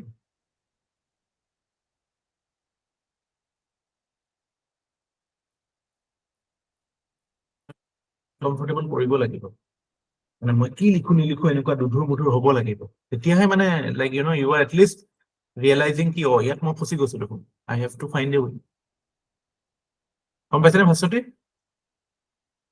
হয় স্যাৰ মানে এইবিলাক বস্তু লাৰ্নিংছ বিলাক মনত ৰাখিব লাগে এইবিলাকৰ পৰা শিকে এনেকুৱা নহয় যে আমি আমাৰ একদম গোটেই নোশনটোৱে ভুল আমি ক্লাছ কৰাৰ যিটো নোশনত ক্লাছ কৰো ন যে আমি এটা সময় কি হৈ যায় আমি প্ৰথমতে খুব আগ্ৰহেৰে ক্লাছ কৰো তাৰপিছত আমি নোট কালেক্ট কৰাত গুৰুত্ব দিওঁ তাৰপিছত আমি এটা সময় এনেকুৱা আহে যে জাষ্ট ক্লাছলৈ আহিছো নোটছ কালেক্ট কৰিছো এছেম্বল কৰি গৈ আছো গোটাই গৈ আছো আৰু আমি তেতিয়া কি বুলি কৰি থাকো ভাবো যে গোটেইখিনি শেষ হোৱাৰ পিছত একেলগে ৰিভাইজ কৰিম হয় নাই সেইটোৱে হয় আমিও সেনেকে ক্লাছ কৰিছিলো কিন্তু সেইটো টোটেলি মানে আমাৰ একো লাভ নহয় সেনেকে কৰিলে এটা মানে ফাইনেল এনালাইচিছ সেইটোৰ পৰা আমাৰ প্ৰডাক্টিভিটি একো নাপায় so productivity তেতিয়াহে বাঢ়িব যেতিয়া at every point our weakness is exposed and we work on those weakness to become better that is the utility of being in a class মোৰতো সেইটোৱে হয় আগতে মইতো মানে যিমান মানে য'ত মেক্সিমাম য'ত ক্লাছ কৰিছো বা যেনেকুৱা কৰিছো প্ৰথমতে মানে এনকাৰেজমেন্ট ৱাজ কোৱাইট গুড বা মানে প্ৰথমতে অলপ জোচত থকা যায় say after 1-2 weeks or 1 month কি হয় তাৰপিছত মানে ক্লাছ এটো কাৰণে কৰা যায় যে বস্তুখিনি কালেকশ্যনৰ কাৰণে আৰু এতিয়া আমাৰ এটো যে সৰু গ্ৰুপ এটা ইয়াৰ এডভান্টেজটো আছে কি যে I can give individual attention to everybody আজি যদি ইয়াত যদি 10টা বা 10টাও মানুহ থাকিলে হয় তেতিয়াও মোৰ মানে সবে কি লিখিছে এটো চাবলৈ সময় নাথাকিলে so you take advantage of it and grow yourself এটো কাৰণে এক্সপ্ৰেছ কৰিব মই যদি এক্সপ্ৰেছ কৰিবলৈ কওঁ you express it then only your মানে shortcomings will be exhibited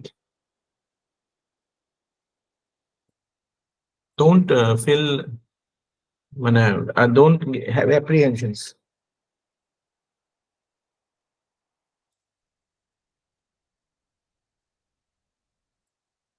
now next is what are the causes of ethical dilemma for a civil servant already আমি কিছুমান element to discuss কৰিছোৱে মানে এটা তো এটো lack of মানে the rules are complex so second মানে ইয়াত আমি আৰু কেইটামান পইণ্টাৰ্স আমি নোট কৰিম হেতু লেভেলত বিকজ এবিলাকে আমাৰ জাস্টিফিকেশন হ'ব বিভিন্ন answer the conduct rules are more like a general guide মানে specific situation it doesn't it's like a general guide কি এটো কৰিব নালাগে এটো নকৰিব গিফট নলবা এইটো নকৰিবা বেলেগ other than your duty don't indulge in any other activity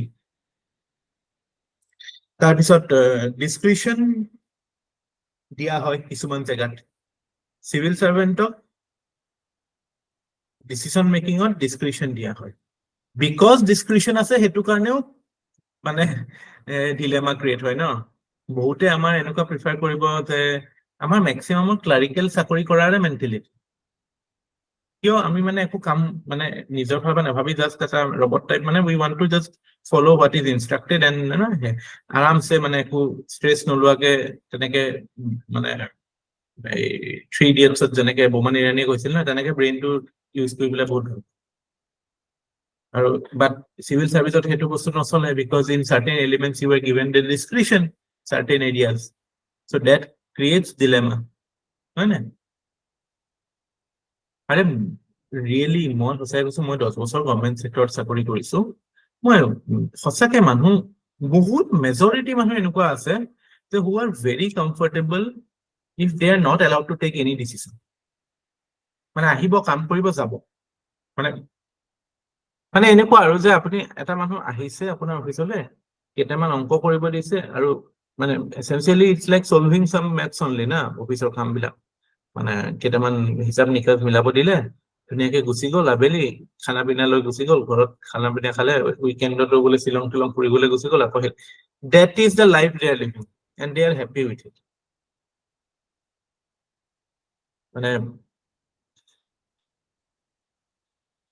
what value নিজৰো কোনো ভ্যালু এডিশন হোৱা নাই হেতু কাৰণে বেলেগো ভ্যালু এডিশন কৰিব নোৱাৰে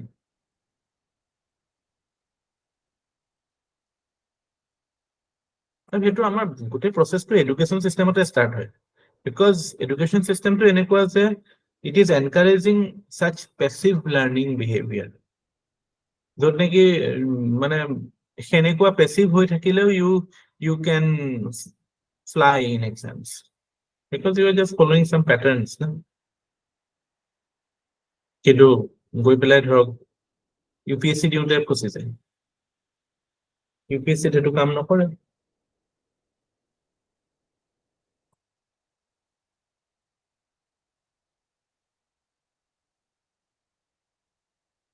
আজি চিন্তা কৰকচোন UPSC বোলা পৰীক্ষাটো নাথাকে হয় আমিও গম নাপালো হয় আমাৰ এইবিলাক যে আমাৰ প্ৰবলেম আছে আমিও এনেকে ধুনীয়াকে গতানুগতিক লাইফ এটা চলি থাকিলো so even if you get the job or you don't get the job thank UPSC for exposing yourself for giving you the opportunity to be better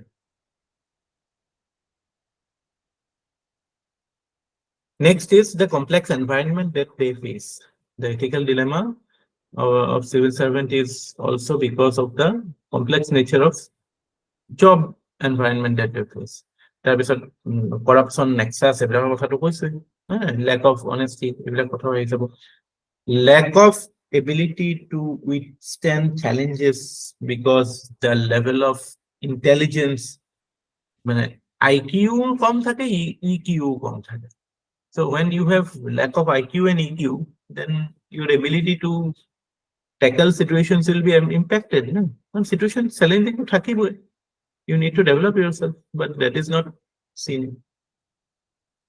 তাৰপিছত এটা institutional problem আছে মই এনে কৈছিলো যে there is a lack of distinction or lack of mechanism to identify what is a bona fide error and a mala fide error we do not distinguish কেতিয়াবা গন্ডগোল হলে সেই ভুলটোতে আমি মানুহটোক জেলত দি দিম classic example HC Gupta home secretary আছিলে HC গুপ্তাৰ কথা কৈছিলো তেওঁৰ টাইমত কিছুমান গন্ডগোল হৈ গল হেতু কাৰণে he is in jail but this person's honesty is beyond doubt he is a man of high integrity it is not মানে তেওঁ বুলি নহয় তেওঁ মই কৈছো না ইমানে পইচা নাই তেওঁ গোটেই মানে IAS লবিয়ে মিলি পেলাই মানে পইচা উঠাই পেলাই তেওঁ কেছ খেলিবলৈ পইচা দিছে but মানে this clearly shows that মানে we do not distinguish between bona fide and mala fide error so hetu karone what is it resulting into it is resulting into policy paralysis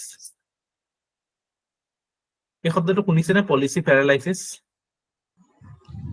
শুনিছো sir ইয়াৰ অৰ্থটো এটোৱে হয় যে because you do not know that even if you do certain things, and in that course of that action, if certain errors happen inadvertently, then there is no protection for you. So the safest option for you is to not take any decision.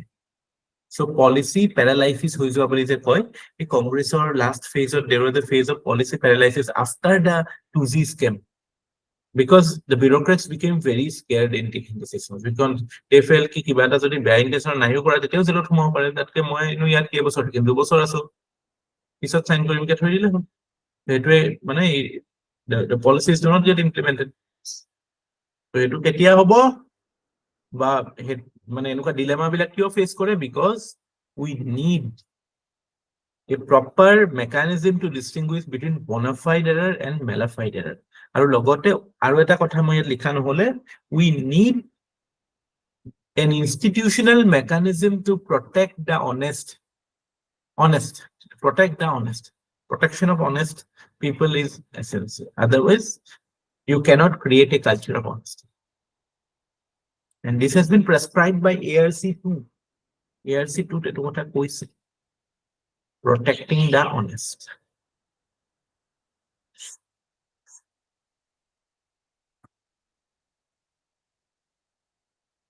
Clear? বুজি পাইছে কথাবিলাক? Fit কৰিব পাৰিছে না পাজলটোত? ক'ত কি ব্যৱহাৰ কামত আহিব? It's like a jigsaw puzzle. Whatever knowledge you are gaining না, এটা jigsaw puzzle আপোনালোকে ফিট কৰিব লাগিব। কিবা এটা বস্তু পঢ়িছো, এইটো ক'ত ইউজ হ'ব পাৰে, কেনেকুৱা সিচুৱেচনত ইউজ কৰিম মই, এথিকেল ডিলেমা আহিলে বস্তুটো জাস্টিফিকেশনত মই এইবিলাক বস্তু ইউজ কৰিম যে ওকে এইবিলাক কাৰণে এই ডিলেমাটো হৈছে এনালাইসিসত, তেতিয়া মোৰ ডিসিশনটোক জাস্টিফাই কৰিবলৈ ভাবি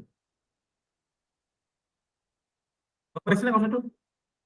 প্ৰথম আপুনি ডিলেমাটো আইডেন্টিফাই কৰিলে, তাৰপৰা কনটেক্সটটো আইডেন্টিফাই কৰিলে, কনটেক্সটটো এইটো, তাৰপিছত আহিব যে what can you do. So what can you do আহিব, you have to know certain principles for facing moral dilemma like situation in civil services. Like প্ৰথম কথাটো আহিব, you have to adhere to the conduct rules in letter as well as in spirit. মানে কিছুমান বস্তু হয়তো clearly লিখা নাথাকিব পাৰে, but the spirit of the law says that you should not do like this. So এনেকুৱা কয় যে গিফট ল'ব নালাগে, that is what the conduct rules says. But conduct rules এইটো কোৱা নাই যে ৱাইফে গিফট ল'ব লাগে নে নাই। But the spirit of the law says that it is expected that you should not take a surrogate gift, or it should not be like a pseudo gift, like in the name of your wife. But here to our sabai kore, so here to conduct rule follow hoise, but in only in letter, not in spirit. গম পাইছেনে কথাটো? বুজি পাইছেনে? Letter and স্পিৰিটৰ কথাটো আমি আকৌ আহিব কনসাইন্সৰ কথাটো যেতিয়া পঢ়িম আমি। Moral development and conscience, এটা টপিক আছে।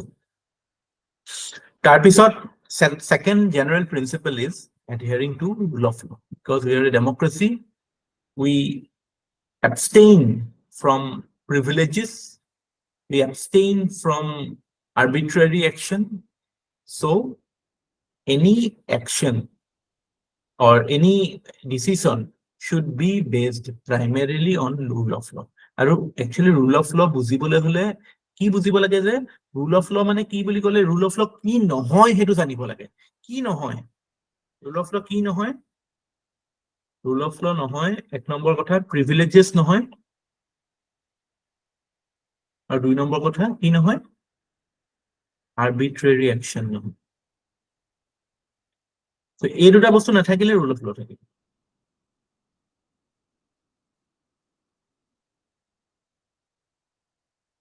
মই সঁচাকে মানে মই নিজে ইমান দিগদাৰ পোৱা নাছিলো, কিন্তু ষ্টুডেণ্টৰ ক্ষেত্ৰত মই দেখা পাইছো আৰ্টিকল 14টো বুজি পাবলৈ ইমান দিগদাৰ পায়, আৰু বহুতবাৰ পঢ়িলেও মানে আৰ্টিকল 14ৰ ওপৰত ক্লেৰিটি নাই, বহুতৰ নাই।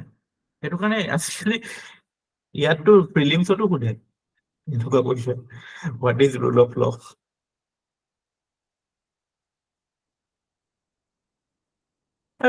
Main reason is lack of comprehension skills. নপঢ়ে যে মানুহে কিতাপ চিতাপ, বা এনেই পঢ়াৰ অভ্যাসটো নাই যে, পঢ়ি পেলাই বুজাৰ অভ্যাসটো নাই যে, সদায় মানে ইনষ্ট্ৰাকশ্যন ফলো কৰাৰহে অভ্যাস আছে। কিবা এটা বস্তু পঢ়ি পেলাই বুজি পোৱাৰ মজাটো বেলেগটো।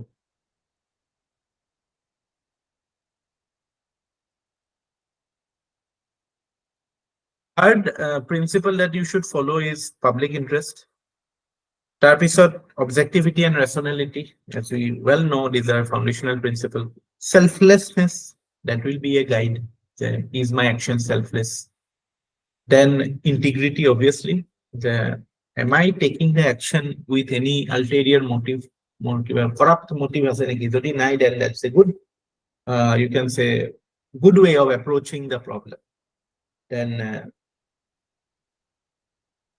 right outcomes can also justify what you do.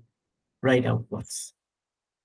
Aru, the key aspect is, with regard to any case study or with regard to any analysis of an ethical dilemma, your ability to justify the demanding situation. I mean, the definition of kolo je when there is a demanding situation, ba ki boli koisile Asoke kiba eta term beleg use korisil, kiba ki koisile? You use some different terms. Challenging situation na kiba eta. So what we want to do, that will be governed by our ability to justify the demanding situation. We should be able to do that. So the bottom line is that when a civil servant faces an ethical dilemma, the decision making should indicate it should indicate that the decision was from a center of honesty, from a center of integrity, from a center of objectivity. Aru jodi kobat bole law is mane in letter you are not following the law, but in spirit you are following the law. So hetur example ki hobo pare je, okay, like you are trying to do a favor to a person or a citizen who has lost his ration card, but obviously he is hungry and he has come to you for food during a disaster. So in that scenario, if you are giving the food to him at the like, you know, even if the requisite documents are not produced, that shows that you are showing all the good standards of bureaucracy, or you know, foundational values, empathy, sympathy, some I mean dekhaiso, honesty, integrity, hebilako sob dekhaiso, but we are not following the law to its letter. But the spirit of the law is followed, because the spirit of the law says that the intention, what is the purpose of that law? To ensure that the right person gets the benefit. So আমি যদি সেটু ensure করিছো with the power of our discretion, okay, this person doesn't have the ration card, but that doesn't mean he should not be a beneficiary. So সেই বস্তুটো reflect কৰিব লাগে.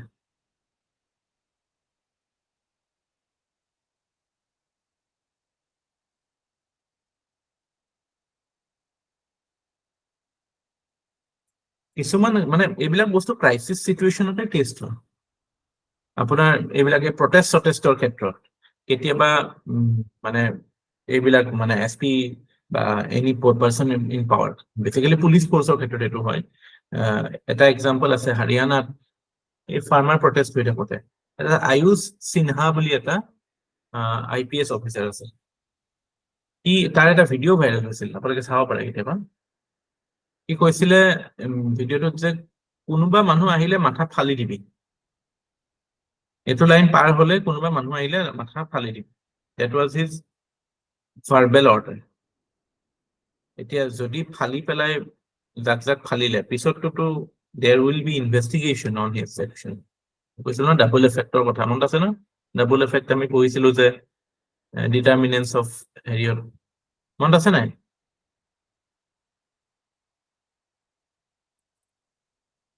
So যেতিয়া investigation officer to obviously the incident will be examined.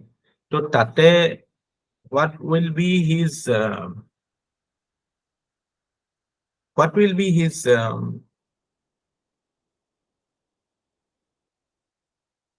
analysis? How will he analyze the situation? So tate teo sabo je eta falor pra rule of law maintain hoise, মানে rule of law maintain hoise na nai hetu যে you are supposed to maintain rule of law. Tar logote there is the question of security, stability, or order. The rule of law ফলে হলে হব যে okay, you should not punish somebody with মানে that is not supposed to be the way the state treats its citizens. মানে যদি কাবাক punish কৰিব লাগে, that should be through law courts. কোৰ্টছে কৰিব পাৰে, পুলিচে self defense-হে মাৰিব পাৰে চাবলৈ গ'লে, rule of law ফালৰ পৰা আছে। But at the same time, security, stability, order maintain কৰাৰ কাৰণেও তো that is the responsibility of the police force. তাৰপিছত ধৰক এটা ফালে আপোনাৰ when you are talking about, say, in general, we are talking about good conduct. So good conduct, this will not be deemed as a good conduct. But again, stability and order, that will be one element. তাৰপিছত ধৰক কেনেকুৱা analysis কৰিব যে what was his past record, আগতে এনেকুৱা কাম কৰিছে নেকি, past record versus present conduct. যদি he has a history of such incident, so there is a need to tackle it differently. But if it is a one-off incident, then it can be tackled in a different manner. Tarpisot, we can talk about the fact that there is a need for disciplining him. See, you are a young officer.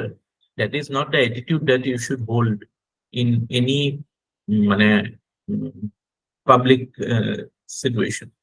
Any situation which involves the public. You should be accommodative. You are a person of the public. You are there to do public service. So your attitude should not be in that manner. You should take a graded approach.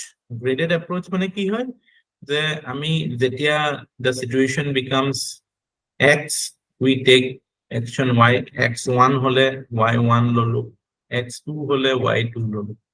কিন্তু আমি যদি X-তে যদি Y2 action লৈ লও, then it will be detrimental, না? So there is a need for disciplining him. But at the same time, there is the question of, say, the morale of similar officers or other officers might be impacted.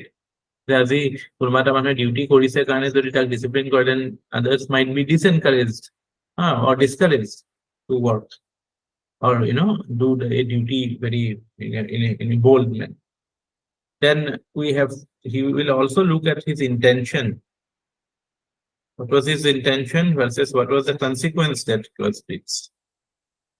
Intention in a sense ki what was the what goal did he wanted to achieve? Actually consequence to ki hol hetu sabo. So enekwa bilak dilemma thakibo for a investigating officer. Now what decision he will take will be determined by the situation and where again micro level analysis hobo. So here he has to look into the fact that, say for example, jodi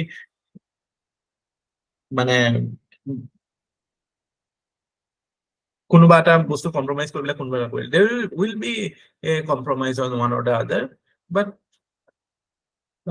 এনেকুৱা type হেৰি এটা scenario এটা create হ'ব আৰু এইকেইটাৰ parameterতে you have to মই এটো কাৰণে দিলো যে কাইলে হেনেকুৱা এটা situation কৈ পেলাই যদি আপোনাক ইনভেষ্টিগেশন অফিচাৰ কৰি পেলাই যদি আপোনাক এনালাইজ কৰিবলৈ দিয়ে সিচুৱেশনটো, হ'ব পাৰে যে there was a protest here and one officer was caught doing this. In this regard, you are the investigating officer. How will you tackle the matter? So তাতে মই যেতিয়া situation analysis কৰোতে এইবিলাক বস্তু আহিব লাগিব ন,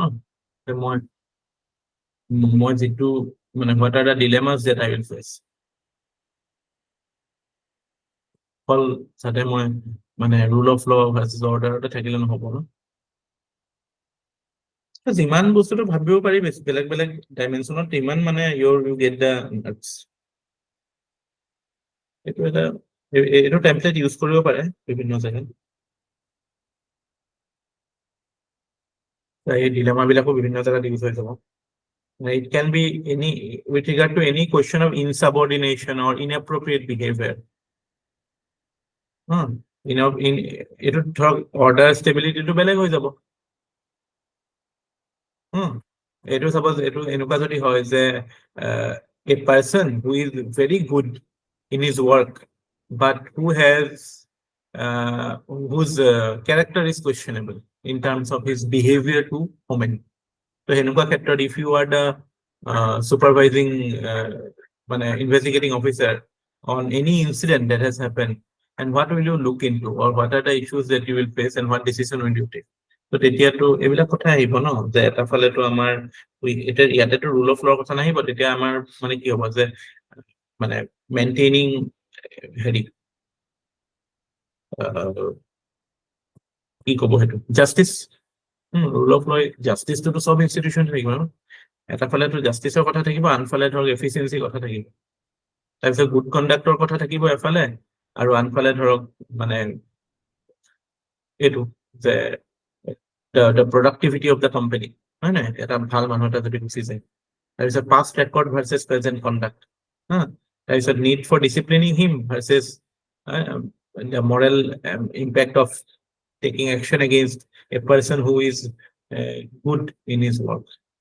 তাৰপিছত what was his intention, এইবিলাকৰ ভিতৰত চাই পেলাই মই পিছত এইটো এনালাইজ কৰিব লাগিব যে ওকে, যে মানে when I mean we have to take in action against him in a situation, because if it is proven that a person has bad character, then that will eventually impact his efficiency, his activity, everywhere it will be impacted, because that such behaviors cannot be condoned, because that will obviously discourage the other working women as well as men from coming there. So overall his impact on the organization, even though at individual level it might seem that his impact is quite positive, but when we try to analyze his impact on the overall organization, and we will see that it is a net negative impact. So such behavior should never be condoned, and he should be, strict actions should be taken against. এনেকুৱা টাইপকে আমি approach কৰিব লাগিব। Cash study বহুত easy হৈ যায়, এনেকুৱা type বস্তুতে আমি পেলাব লাগে যদি আমি সেই এনালাইচিছটো ঠিকে কৰোঁ। আহিম, আমি এইবিলাক প্ৰেক্টিচ কৰিম। মই জাষ্ট ইয়াতে মানে পাছিং ৰেফাৰেঞ্চ এটা দি দিছো, বুজি পাইছেনে কথাটো?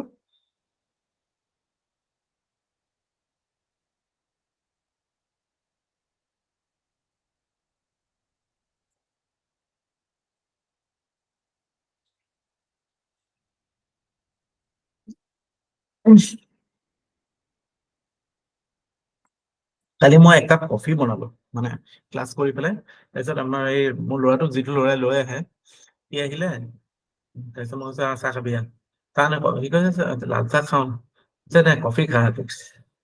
মোৰ মানে মিছত বেয়া লাগিছে, মোক মিছেছে গালিয়ে পাৰিছে। ব্লেক কফি বনালো, একদম মানে অকমান আকৌ এক্টিভেট হবলৈ, আকৌ কাম চাম কৰিবলৈ, ইমান দেৰি বকাৰ পিছত হেৰি কৰিব লাগে ন, অকমান লাগে। তাকো তেনেকে দিলো খাইবলৈ, সিটোতো একদম পুৰা চিঞৰ বাখৰ, মানে মুখত তাৰ মানে পাগলা হৈ গৈছে মানে ই। মানে মই ৰিয়েলাইজ কৰিছো আমাৰ মানে জিভাৰ টেষ্ট বিলাক কি হৈ গ'ল, মানে ইমান মানে বহুত ব্লেক কফিটো বহুত খালো ন পঢ়ি থকা সময়ত, টোপনি চোপনি নাযাবলে, মানে বিৰাট কাৰা কফি খাব পৰা হৈ গ'ল। তাক নেক্সট টাইম কোনোবাই কফি অফাৰ কৰিলে সি 10 বাৰ ভাবিব। সি মই হেৰিয়ে বাইদেৱে কৈছে যে সেইটো কাৰণে ছাৰক বোলে বনাব নিদিয়ে। সি মই তাক কৈছো আজি খাবি নেকি কফি, নাই নাখাওঁ। নেক্সট টাইম কোনোবাই দিলে সি কফি নাখাওঁ বুলি কৈ দিব। নাখাওঁ বুলিয়ে কৈ দিব। নাই কিন্তু মই ব্লেক কফি খাই বিৰাট ভাল লাগে। ভাল লাগে মানে কি, অভ্যাস হৈ গ'ল আৰু সাৰ পাই থাকিবলৈ।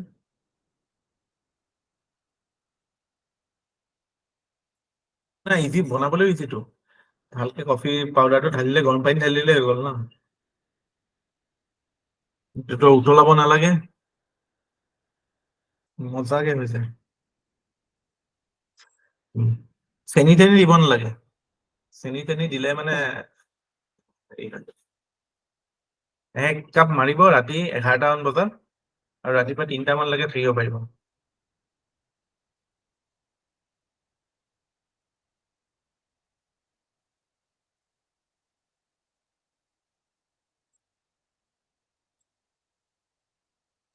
আপোনালোকে দেখোন এনেকুৱা টাইপ কৰি ল'ব পাৰে, এটা মানে কম্বাইন মানে study with me type session এটা কৰি ল'ব পাৰে, ইটোৱে সিটোক মানে যাতে এটা প্ৰেচাৰ পৰি থাকে। এতিয়া আৰু মানে অচকেতো বাৰু ইটোৱে সিটোক ইউ কেন ডু ইট, বাট মানে কোনোবাই চাই আছে টাইপ দেখিলে মানে তেতিয়াতো পঢ়ি থাকিবই মন যাব ন।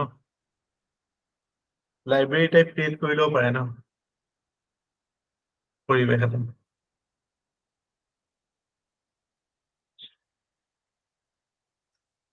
আৰোহণ আৰু অশোকে য'ত থাকে আৰু বেলেগ ল'ৰা ছোৱালী আছে নাই তাত?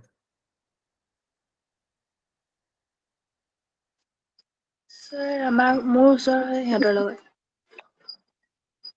ওচৰতে নে? আৰু আছে নে হোষ্টেল নে আৰোহণৰ? হোষ্টেল ন? নহয় ছাৰ, ফ্লেট। ফ্লেট মানে অকল আপোনালোক দুজন থাকে? আৰু এজন থাকে লগৰ, সি খালি শনিবাৰ আহে, মানে মৰিগাঁৱত থাকে। আচ্ছা আচ্ছা আচ্ছা। তো মানে খানা পিনা নিজে বনাব লাগে? হয় ছাৰ, আমি নিজে বনাওঁ। চুইগি টুইগি এইবিলাক নাই ন? জমেট' চুইগি? অৰ্ডাৰ দি নাখাওঁ ছাৰ, মানে ঠিকে বাহিৰৰ পৰা ঠিকে। খাই বহুত পইচাও যায় আৰু বহুত পেট চেটো বেয়া হয়। হয় ছাৰ। কম পইচাত চলিব দেই। নিজৰ খৰচ বিলাক লিমিট কৰিব, পইচা থাকিলেও। বহুত ভাল সেইটো।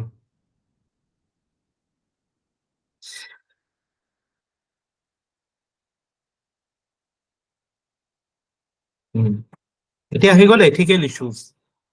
এটা সময়লৈকে UPSCত এথিক্সত কেছ ষ্টাডিত অকল এথিকেল ডিলেমা সুধিছিল। লাহেকে এথিকেল ইছ্যুও সোধা আৰম্ভ কৰিলে। তো এথিকেল ইছ্যু আৰু ডিলেমাৰ মাজত এটা স্লাইট ডিফাৰেঞ্চ আছে। মানে আমি ক'ব পাৰো যে সব এথিকেল ডিলেমা এথিকেল ইছ্যু হয়। It is like this set that all dilemmas can be put under issues, but some ethical issues may not be ethical dilemmas. So exploring this topic further. So what is an ethical issue? Ethical issue মানে it involves obstruction of values. মানে ডিলেমাটোতো অবষ্ট্ৰাকশন নহ'ব পাৰে। It's like মানে ইনচিডেন্টটো হোৱাৰ আগত হৈছে আৰু মানে দেৰ ইজ এ কনফিউজন, যে কোনটো বস্তু ইম্পৰ্টেন্স দিও কোনটো নিদিও। কিন্তু ইয়াত if there is a deliberate obstruction of value, যে ক'বাত যে গণ্ডগোল হৈ আছে but you are allowing it to happen, তো সেইটোতো এথিকেল ডিলেমা নহয় ন, সেইটো এথিকেল ইস্যু হৈ যায়। Similarly, on that very line of thinking, we can explore further with the idea of ignorance of values. We do not know that that is a value. যে কিছু মানুহ মৰি গ'ল duplicate মদ খাই পেলাই, লিকাৰ বেন আছে বিহাৰত, মাজে মাজে শুনি থাকো স্পুৰিয়াছ লিকাৰ খাই, কি কয় সিহঁতৰ এইটো টাৰ্ম এটা আছিলে, হুচ ট্ৰেজেডি কয় ন, হুচ নে কি খায়। আমাৰ এইটোতো চুলাই খাই পেলাই মৰেতো বহুত গাঁও চাওঁ বিলাকত। ফোন কৰি আছে।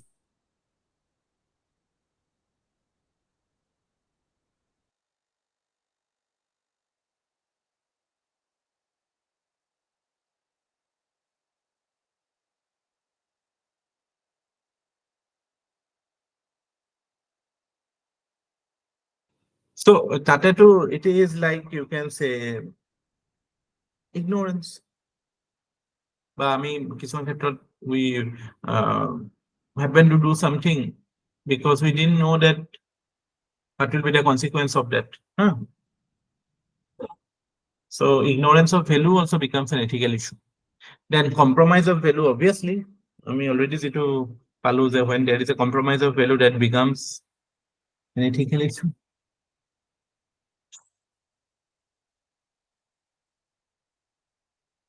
So বিভিন্ন ক্ষেত্ৰত আমি দেখা পাওঁ মানুহ, common people, government, civil servants, they deliberately ignore, they deliberately undermine, or in fact they deliberately obstruct. Ignore কৰাটো বেলেগ কথা, undermine কৰাটো বেলেগ কথা, কেতিয়াবাটো obstruct কৰে ন, তেতিয়া that gives rise to ethical issue. এতিয়া কিছুমান জেগাত মানে এতিয়াও বিহাৰ চিহাৰত starvation deaths হয় কেতিয়াবা, খাবলৈ নাপায় মৰা, এইটো যিটো আমি ফেমাইন বুলি কওঁ ন।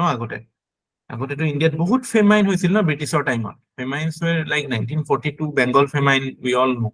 After that তো অফিচিয়েল ৰেকৰ্ডতো কোনো ফেমাইন নাই। এতিয়াতো বাৰু it is ensured that everybody at least do not have to die out of hunger, but still মানে there are places where it is difficult. Maybe because of the social practices, many people do not get access to government schemes.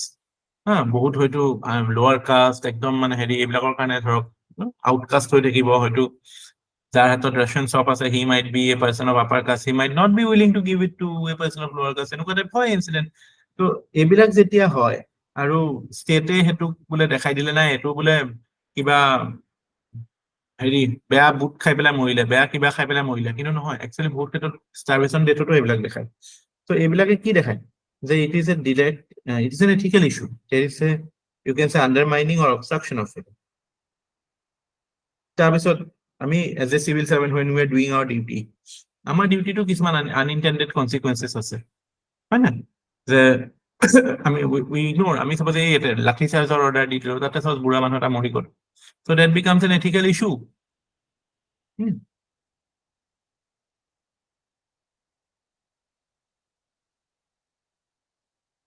কোভিডৰ সময়ত যিটো migrant crisis হৈছিলে there was this huge inflow' of migrant labourers so' তেতিয়া মানে the sufferings that they had to bear এজনী ছোৱালী যে দেউতাকক নে মাকক দেউতাকক নেকি চাইকেল মাৰি মাৰি যে আনিছিলে যে পিছত মৰিছিল নেকি সেইটো এটা কি আছিল তাইৰ নামটো ফেমাছ হৈছিলে তাইৰ নামটো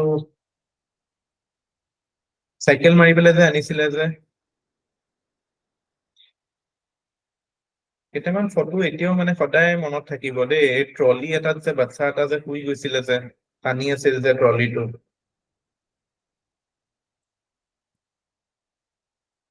সেই ছোৱালীজনীৰ এইটো চ' এইবিলাকে কি দেখায় এইবিলাকে এইটো দেখায় যে মানে as a society we are undermining human values so when we are undermining values when we are ignoring values we are compromising values it becomes an ethical issue in fact বহুত ধুনীয়া চিনেমা আছে ভিৰ বুলি cinema চাইছে ন ভিৰতে মানে একচুৱেলিটো সমাজ হ'ব লাগিছিল ন প্ৰব্লেম এটা ক্ৰাইচিছ এটা হ'লে but the society became a ভিৰ it became a crowd society হৈ নাথাকিলে society হ'বলৈ হ'লে কি হ'ব লাগিব social capital লাগিব আৰু social capital নাথাকিলে কি হৈ যাব we will just become a mob এইটো I think this is a Indian phenomena only যেতিয়া এটা কিবা এটা গণ্ডগোল হয় এছাম মানুহ যে গোট খাই পেলাই চাই থাকে একো নকৰাকে এণ্টাৰটেইনমেণ্ট লাগে মানে চবতে মানুহৰ ডেড বডি এটা মানুহ এক্সিডেণ্ট হৈ টেষ্ট কৰি আছে টেষ্টটো চাই পেলাই ৰখি থাকিব কি হয় এইবিলাক মানুহ মানে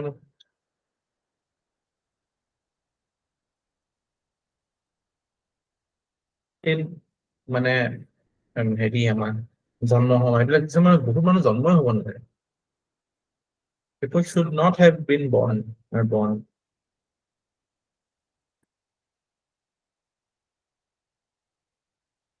so what is the difference between ethical issue and ethical dilemma as I have noted it here the ethical issue it is about compromise it is about obstruction of values it is about ignorance of values while ethical dilemma it is compromise about compromise of কথা আৰু ethical issue it will arise before the decision and after the decision also but ethical dilemma ends after decision because you have taken the decision না তাৰপিছত তো dilemma হৈ নাথাকে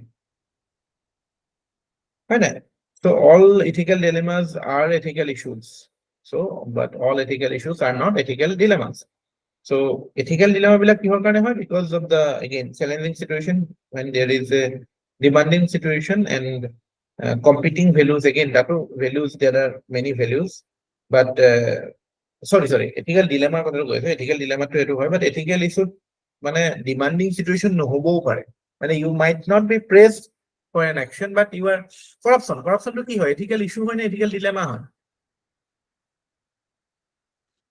ethical issue হয় corruption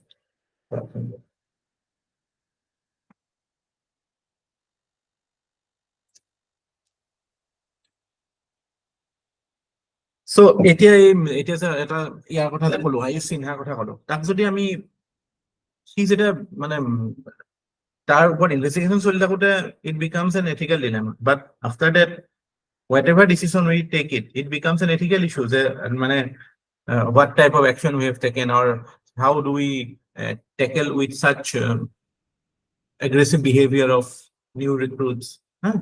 So এনেকুৱা কথা কিছুমান থাকে. So যদিও মানে দুইটা বস্তু আমাৰ দেখাত ডিফাৰেণ্ট লাগে, but the idea is that the civil servant should be more proactive. They should adhere to the right conduct. So if he is proactive, if he is responsive, if he is responsible, then that minimizes ethical issue and ethical dilemma.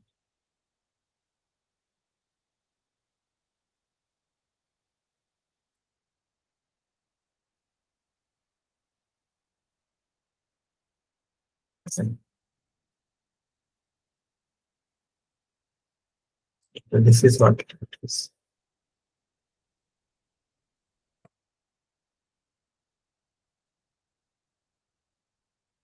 কিছুমান ক্ষেত্ৰত আপোনালোকে দেখা পায় নে যে okay যদিও কিবা এটা ৰেল এক্সিডেণ্ট হৈছে, ৰেলৱে মিনিষ্টাৰে এইটো ৰেলখন চলোৱা নাছিল, বাট হি ৰিজাইনছ, বা কিবা এটা ল এণ্ড অৰ্ডাৰ চিটুৱেশ্যন হৈছে, সেই তাৰ এছপিক ট্ৰান্সফাৰ কৰি দিয়ে।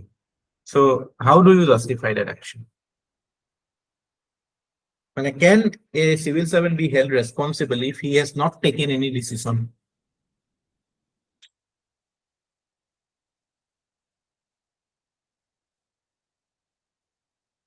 গম পাইছে নে কি কৈছো মই?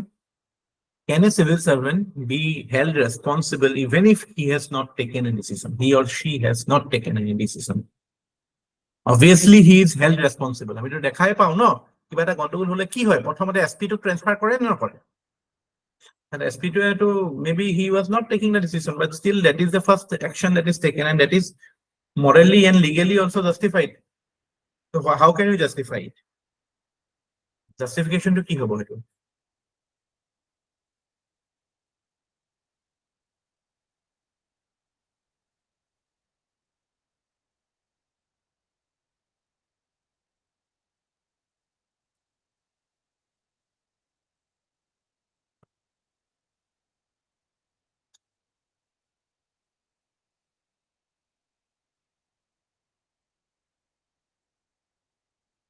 যেতিয়া কিবা এটা এথিকেল ডিলেমা এটা ফেচ কৰিছে যে কোনোবাই লাঠি চাৰ্জ কৰো নে নকৰো, সেইটোত কিবা এটা ডিসিশন ললে, তেতিয়া তাক একশন লৈ পেলাই অতৰালে, সেইটোত it seems to be okay, যে okay, he took a decision which is perceived to be wrong, and that is why he is taking some action is taken against him.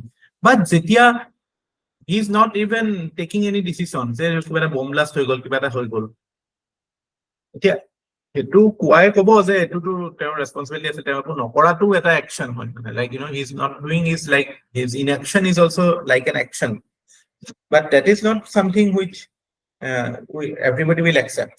So what justifies taking action against a civil servant even if he has not taken any decision? এনেকুৱা ক্ষেত্ৰত আপুনি কেনেকৈ justify কৰিব জানে? You will have to tell that in case of any civil servant taking any decision like that, it is the state which is held responsible for ethical issues due to ignorance. I mean, already question, no, ignorance also becomes a factor. Ethical issue, ignorance of values hobo pare. So even if you have not taken a decision, but you might be held responsible because state is held responsible, and as a representative of the state, মানে স্টেটৰ ল and order maintain কৰাৰ কাৰণে who is the figurehead in a district? It is the SP. So he will have to take responsibility.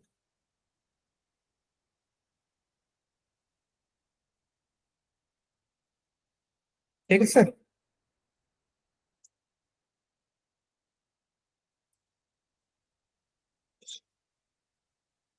Mahatma গান্ধীয়ে এটা statement দিছিল which you can use his yardstick for governance. মানে yardstick for governance মানে কি, মহাত্মা গান্ধীৰ মতে what should be the, মানে how should a state be governed, or what is the standard of governance, or what is the measure of right governance? মানে governance ভাল হৈছে নে নাই হেতু গম পোৱাৰ এটা ইয়াৰ্ডষ্টিক, যেনেকে আমাৰ ডিসিশন মেকিংৰ ইয়াৰ্ডষ্টিকত মহাত্মা গান্ধীয়ে কি দিছিলে? কি দিছিলে? Talisman. গান্ধীজ টেলিসমান দিছিলে। গভৰ্নেন্সৰ ক্ষেত্ৰত মহাত্মা গান্ধী এটো দিছিলে। It is again very very important বস্তু।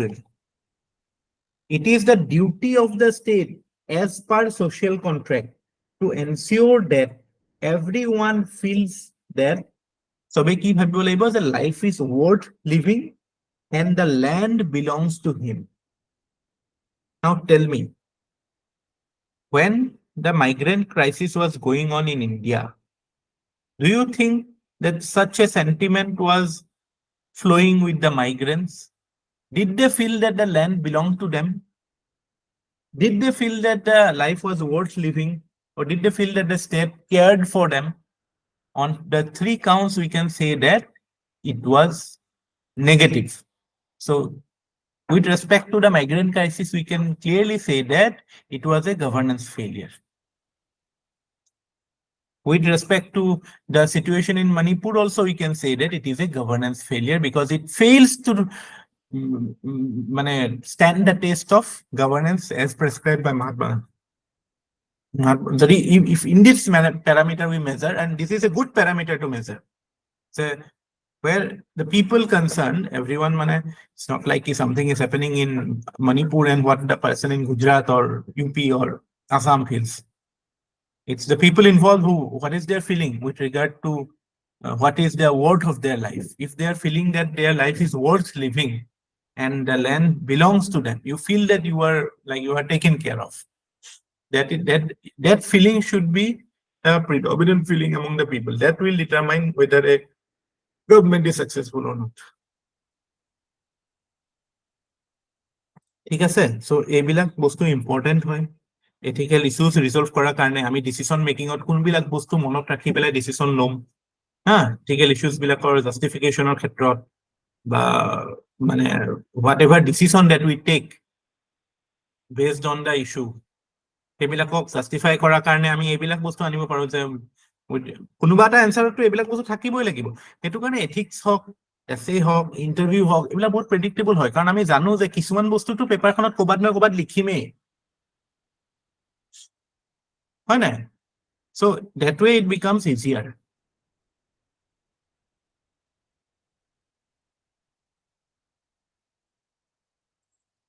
গম পাইছে নে কি কৈছো মই? পাইছো sir.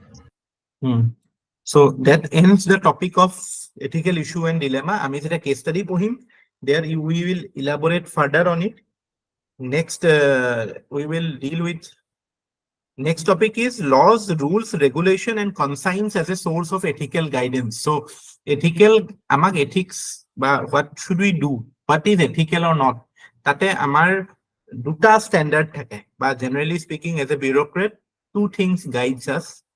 One is the laws, the rules and the regulations, and the other thing is the conscience or jitu amar inner moral check boli ko. So duita bostu amar conduct to determine koribo. So when we talk about letter and spirit or kotha je koisilu, letter is external, it is the strict adherence to laws and regulations, so that will ensure the right conduct. But spirit to buzi pabole hole amar inner moral check to lagibo, amar conscience e kobo lagibo je okay this is this. Ami we should be able to read between the lines. Only lines bilakor majot spirit to thakibo no, ঠিক আছে?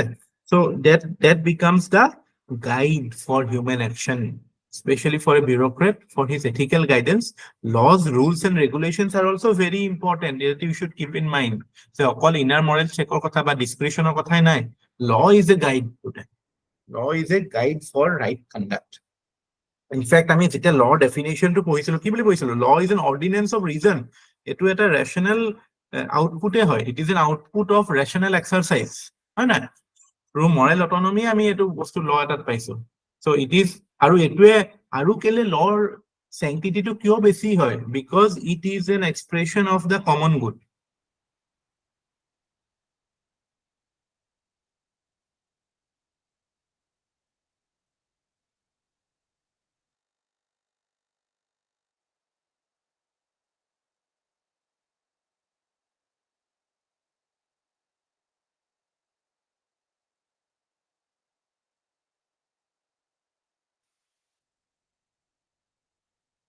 So law relevance to it, the law is, you should keep in mind, the law is a product of collective wisdom. আমি লটো অকল আপুনি মই decide কৰা বস্তু নহয় ন, এইটো এটা লেজিসলেচাৰত আহিছে যেতিয়া it is a product of collective wisdom, so' it has the highest sanctity. It has the highest standard on it.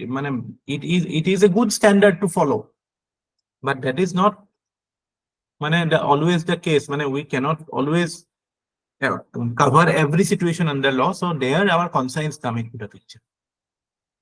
So আমাৰ এতিয়া এটা টেন্ডেন্সি থাকে যে ল ওকে লটো কিছুমান জেগাত ল ফলো কৰিম, কিছুমান জেগাত নিজৰ কনসাইন্স ফলো কৰিম, but that is under appreciation of law. মানে ল কি হয় সেইটো আমি সদায় মনত ৰাখিব লাগিব এটা বেকগ্ৰাউণ্ড। ল কি হয়? Law is a product of reason. কাৰ? অকল বোলে ভাস্বতী বা আৰোহণ বা অশোকৰ বা পল্লৱীৰ নহয়, সমূহীয়া ৰাইজৰ, সমূহীয়াকে কালেক্টিভ উইজডমৰ এক্সপ্ৰেছন হয় লটো। চ' দ্যাট গিভছ ইট মোৰ লেজিটিমেচি অলছ' না। So you cannot ignore law as a guide, ethical guide.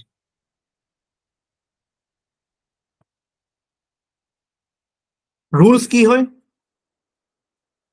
Rules বিলাক যিবিলাক মানে এতিয়া মাজতে আমাৰ CA ইমপ্লিমেন্ট নোহোৱাৰ কাৰণটো কি আছিলে? Rules were not made. Rules law to is a skeleton that is made by the legislature, but its মানে nitty-gritties will be made by the executive, or it is like a হেতু কি বুলি কয়? কি legislation বুলি কয় হেতু? Rules বিলাকক কি বুলি কয়? There is a term পলিটিত আছে, কি কয়?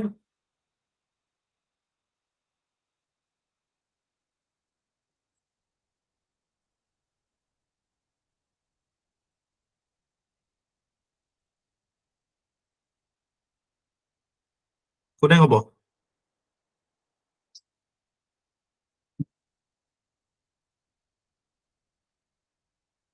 Delegated legislation মনত নাই?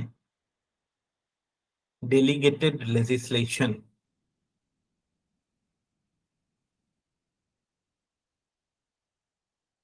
নাম তো শুনা হোগা না? মনত পৰা নাছিলে স্যাৰ। এতিয়া পৰিছে না? পৰিছে স্যাৰ।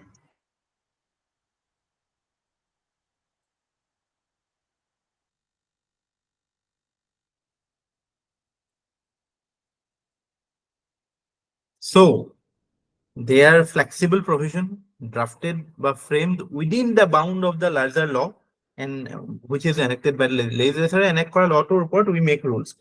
CA এটো কাৰণে ইমপ্লিমেন্ট হোৱা নাছিল because হোম মিনিষ্ট্ৰীয়ে ৰুলছ বনোৱা নাছিলে বহুত দিন। পিছত বনালে আৰু ইলেকশ্যন আহি গ'ল যেতিয়া, আৰু এতিয়া আৰু পিটন দিব, নহ'লে অমিত শ্বাহে গৈ পেলাই ক'লে চাগে এতিয়া নবনালে পিটিম তহঁতক, বনা। বনাবলৈ বাধ্য হ'ল।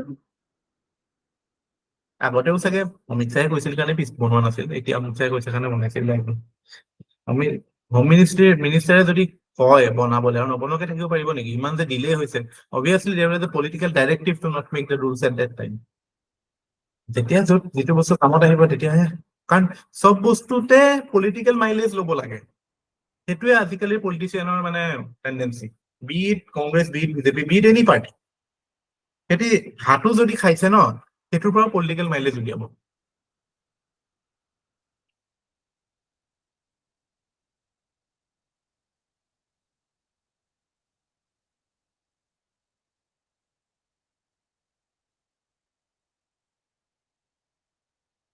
এনি এক্টিভিটিত মোৰ লাভ কি, মোৰ লাভ কি, মানে সেইটো বেয়া কথা নহয়, নিজৰ মানে মোৰ কাৰণে ভাল হয় নে নহয় ডিচাইড কৰা, বাট মেটেৰিয়েল লাভ কি, মোৰ কাৰণে মেটেৰিয়েল লাভ কি, সেনেকে থাকে ন মাজতে।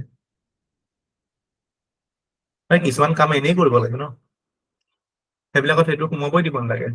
24/7 পলিটিক্স কৰি থাকিব নালাগে ন, এতিয়া 24/7 পলিটিক্স, ৰাইট ফ্ৰম চে পডকাষ্ট দিয়া, কিবা কৰা, সব বস্তু মেকিং টাইপ নালাগে নে? Any public figure coming in to any public broadcast আজিকালি এনেকুৱা নালাগেই যে he is like talking in a মানে নন এজেণ্ডা মেনাৰ, বা মানে কিবা এটা এজেণ্ডা নাথাকে কথা কোৱা নিচিনা নালাগে। ইট চিমছ লাইক কি there is certain মানে প্ল্যান আৰু বস্তুটো।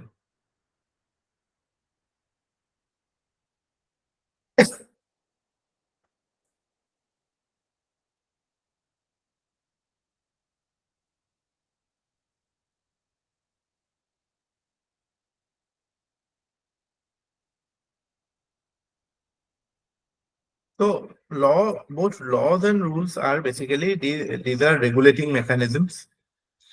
And it becomes the basis for regulating society. The society should function in this manner or that manner. তাৰ মানে ৰেগুলেশ্যন মানে আহি গলে এনফোৰ্সমেন্টৰ কথাটো আহি যাব ইউ তেতিয়া ল থাকিব তেতিয়া you there should be a mechanism for enforcement of law যাতে there is a compliance enforcement compliance এই গোটেইখিনি কথাই আহি যাব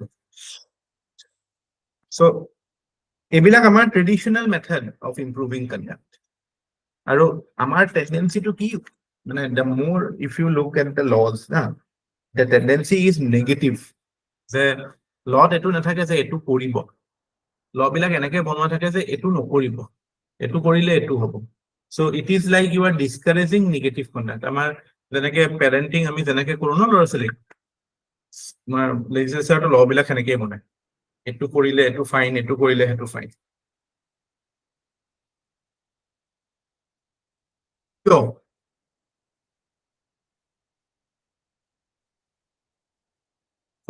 why do we see this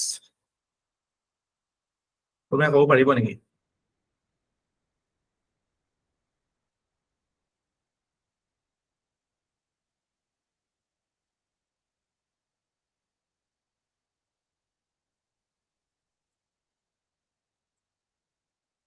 আমি কৈছো যে উদ্দেশ্য লৰ উদ্দেশ্যটো হৈছে যে টু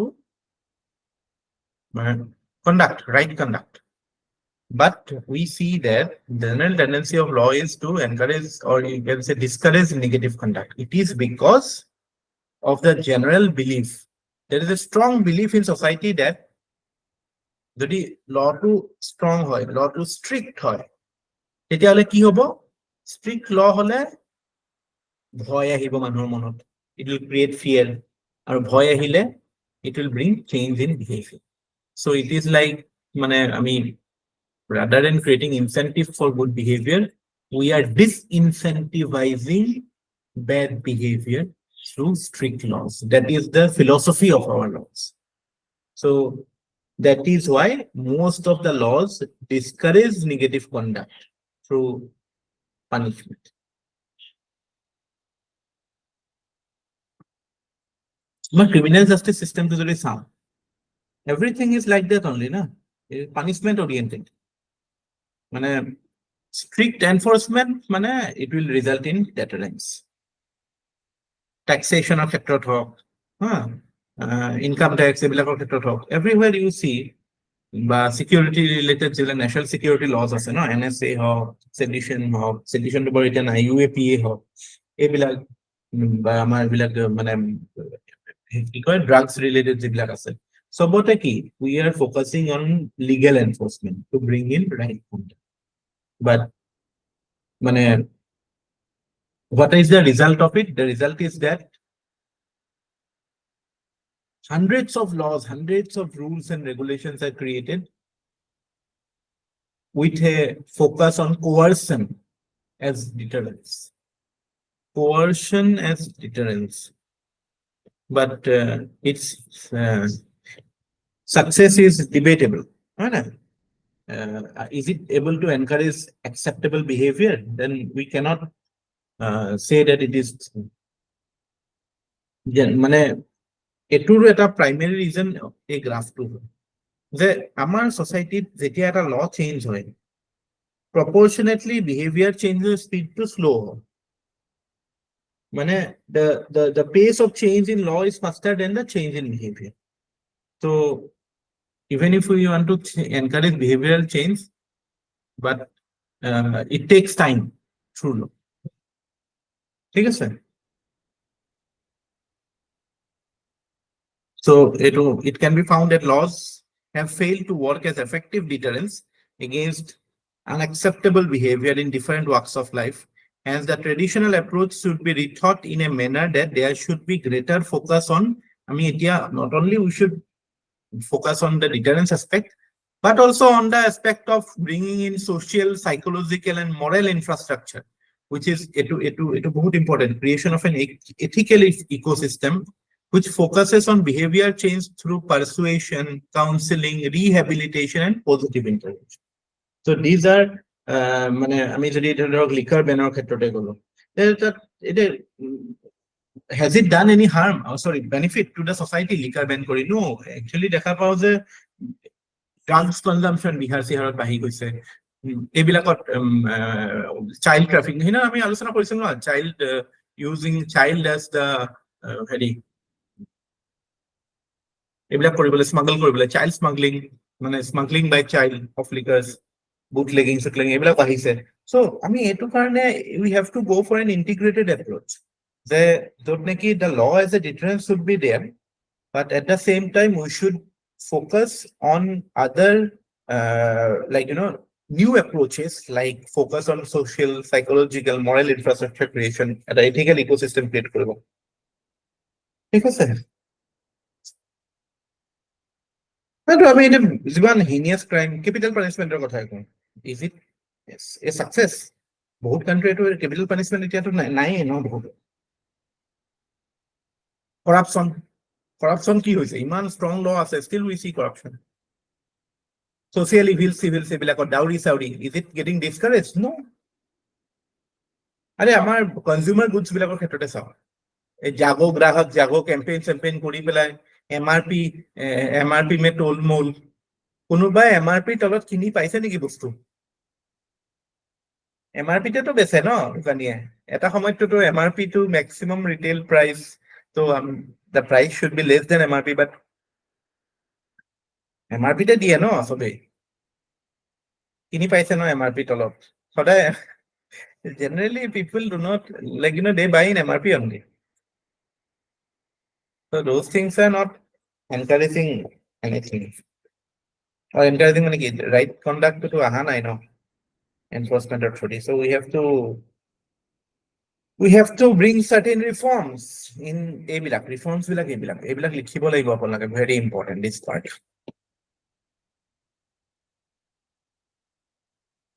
আগৰ part to the coercion as a deterrence, why, মানে what are the examples to show that it has not succeeded? তাতে আপোনালোকে examples দিব পাৰে যে commission of heinous crimes like say murder, death, এইবিলাক তো হৈ আছে, incidents of corruption, তাৰপিছত social offenses, social evils, এইবিলাকৰ example দিব পাৰে, will illustrate this. তো এই বস্তুটো মানে এনেকুৱা এটা question expect কৰি পেলাই মই বস্তুটো দিছো যে যদি এইটো এসপেক্টত আহে যে why in spite of having so many strong laws we are not able to achieve right behavior, or why the laws are not succeeding. So tate apni hetu analyze korbe je law mane law has an important role in encouraging good conduct. Laws and regulations are meant to be the traditional concept or traditional way of improving conduct, but it has certain limitations, which is like I mean dekha paise limitation is because of its punishment orientation, because of the fact that the mindset is, the strong belief is that the harsh law thakile that will bring change, but it is not the case. So punishment as a deterrence is not working. It is only resulting in multiplicity of laws and rules. Examples are not working kole no hobo, you have to give example: corruption, social evils, heinous crimes. Now comes your solution part. So etia more kotha to hol je ki is that yeah, law as a deterrence should be there to check certain to check etu, but other aspects also should be covered. Or etu aspect to analyze kobe labo je law limitation ase, there is a limitation of law because the rate of change of law is faster than its ability to bring changes in behavior of people.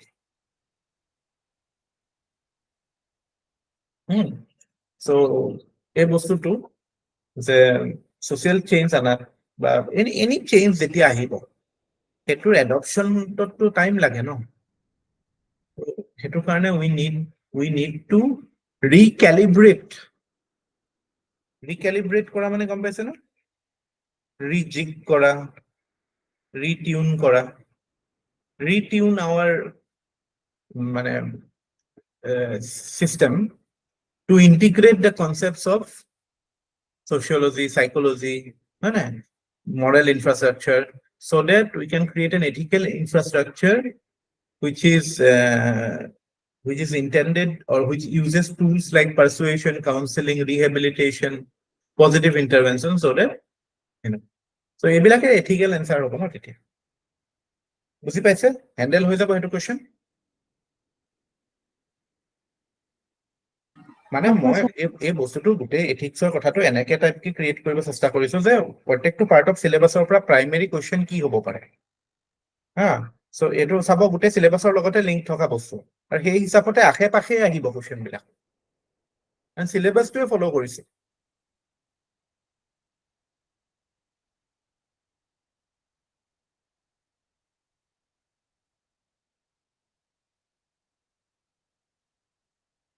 এটোটো আমাৰ আছে last আছে এটো কোনো laws rules regulations and conscience as a source of ethical guidance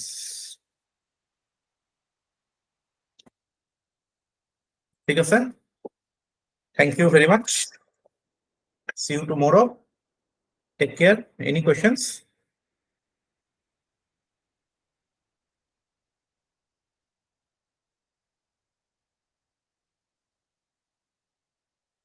okay bye bye Thank you, sir.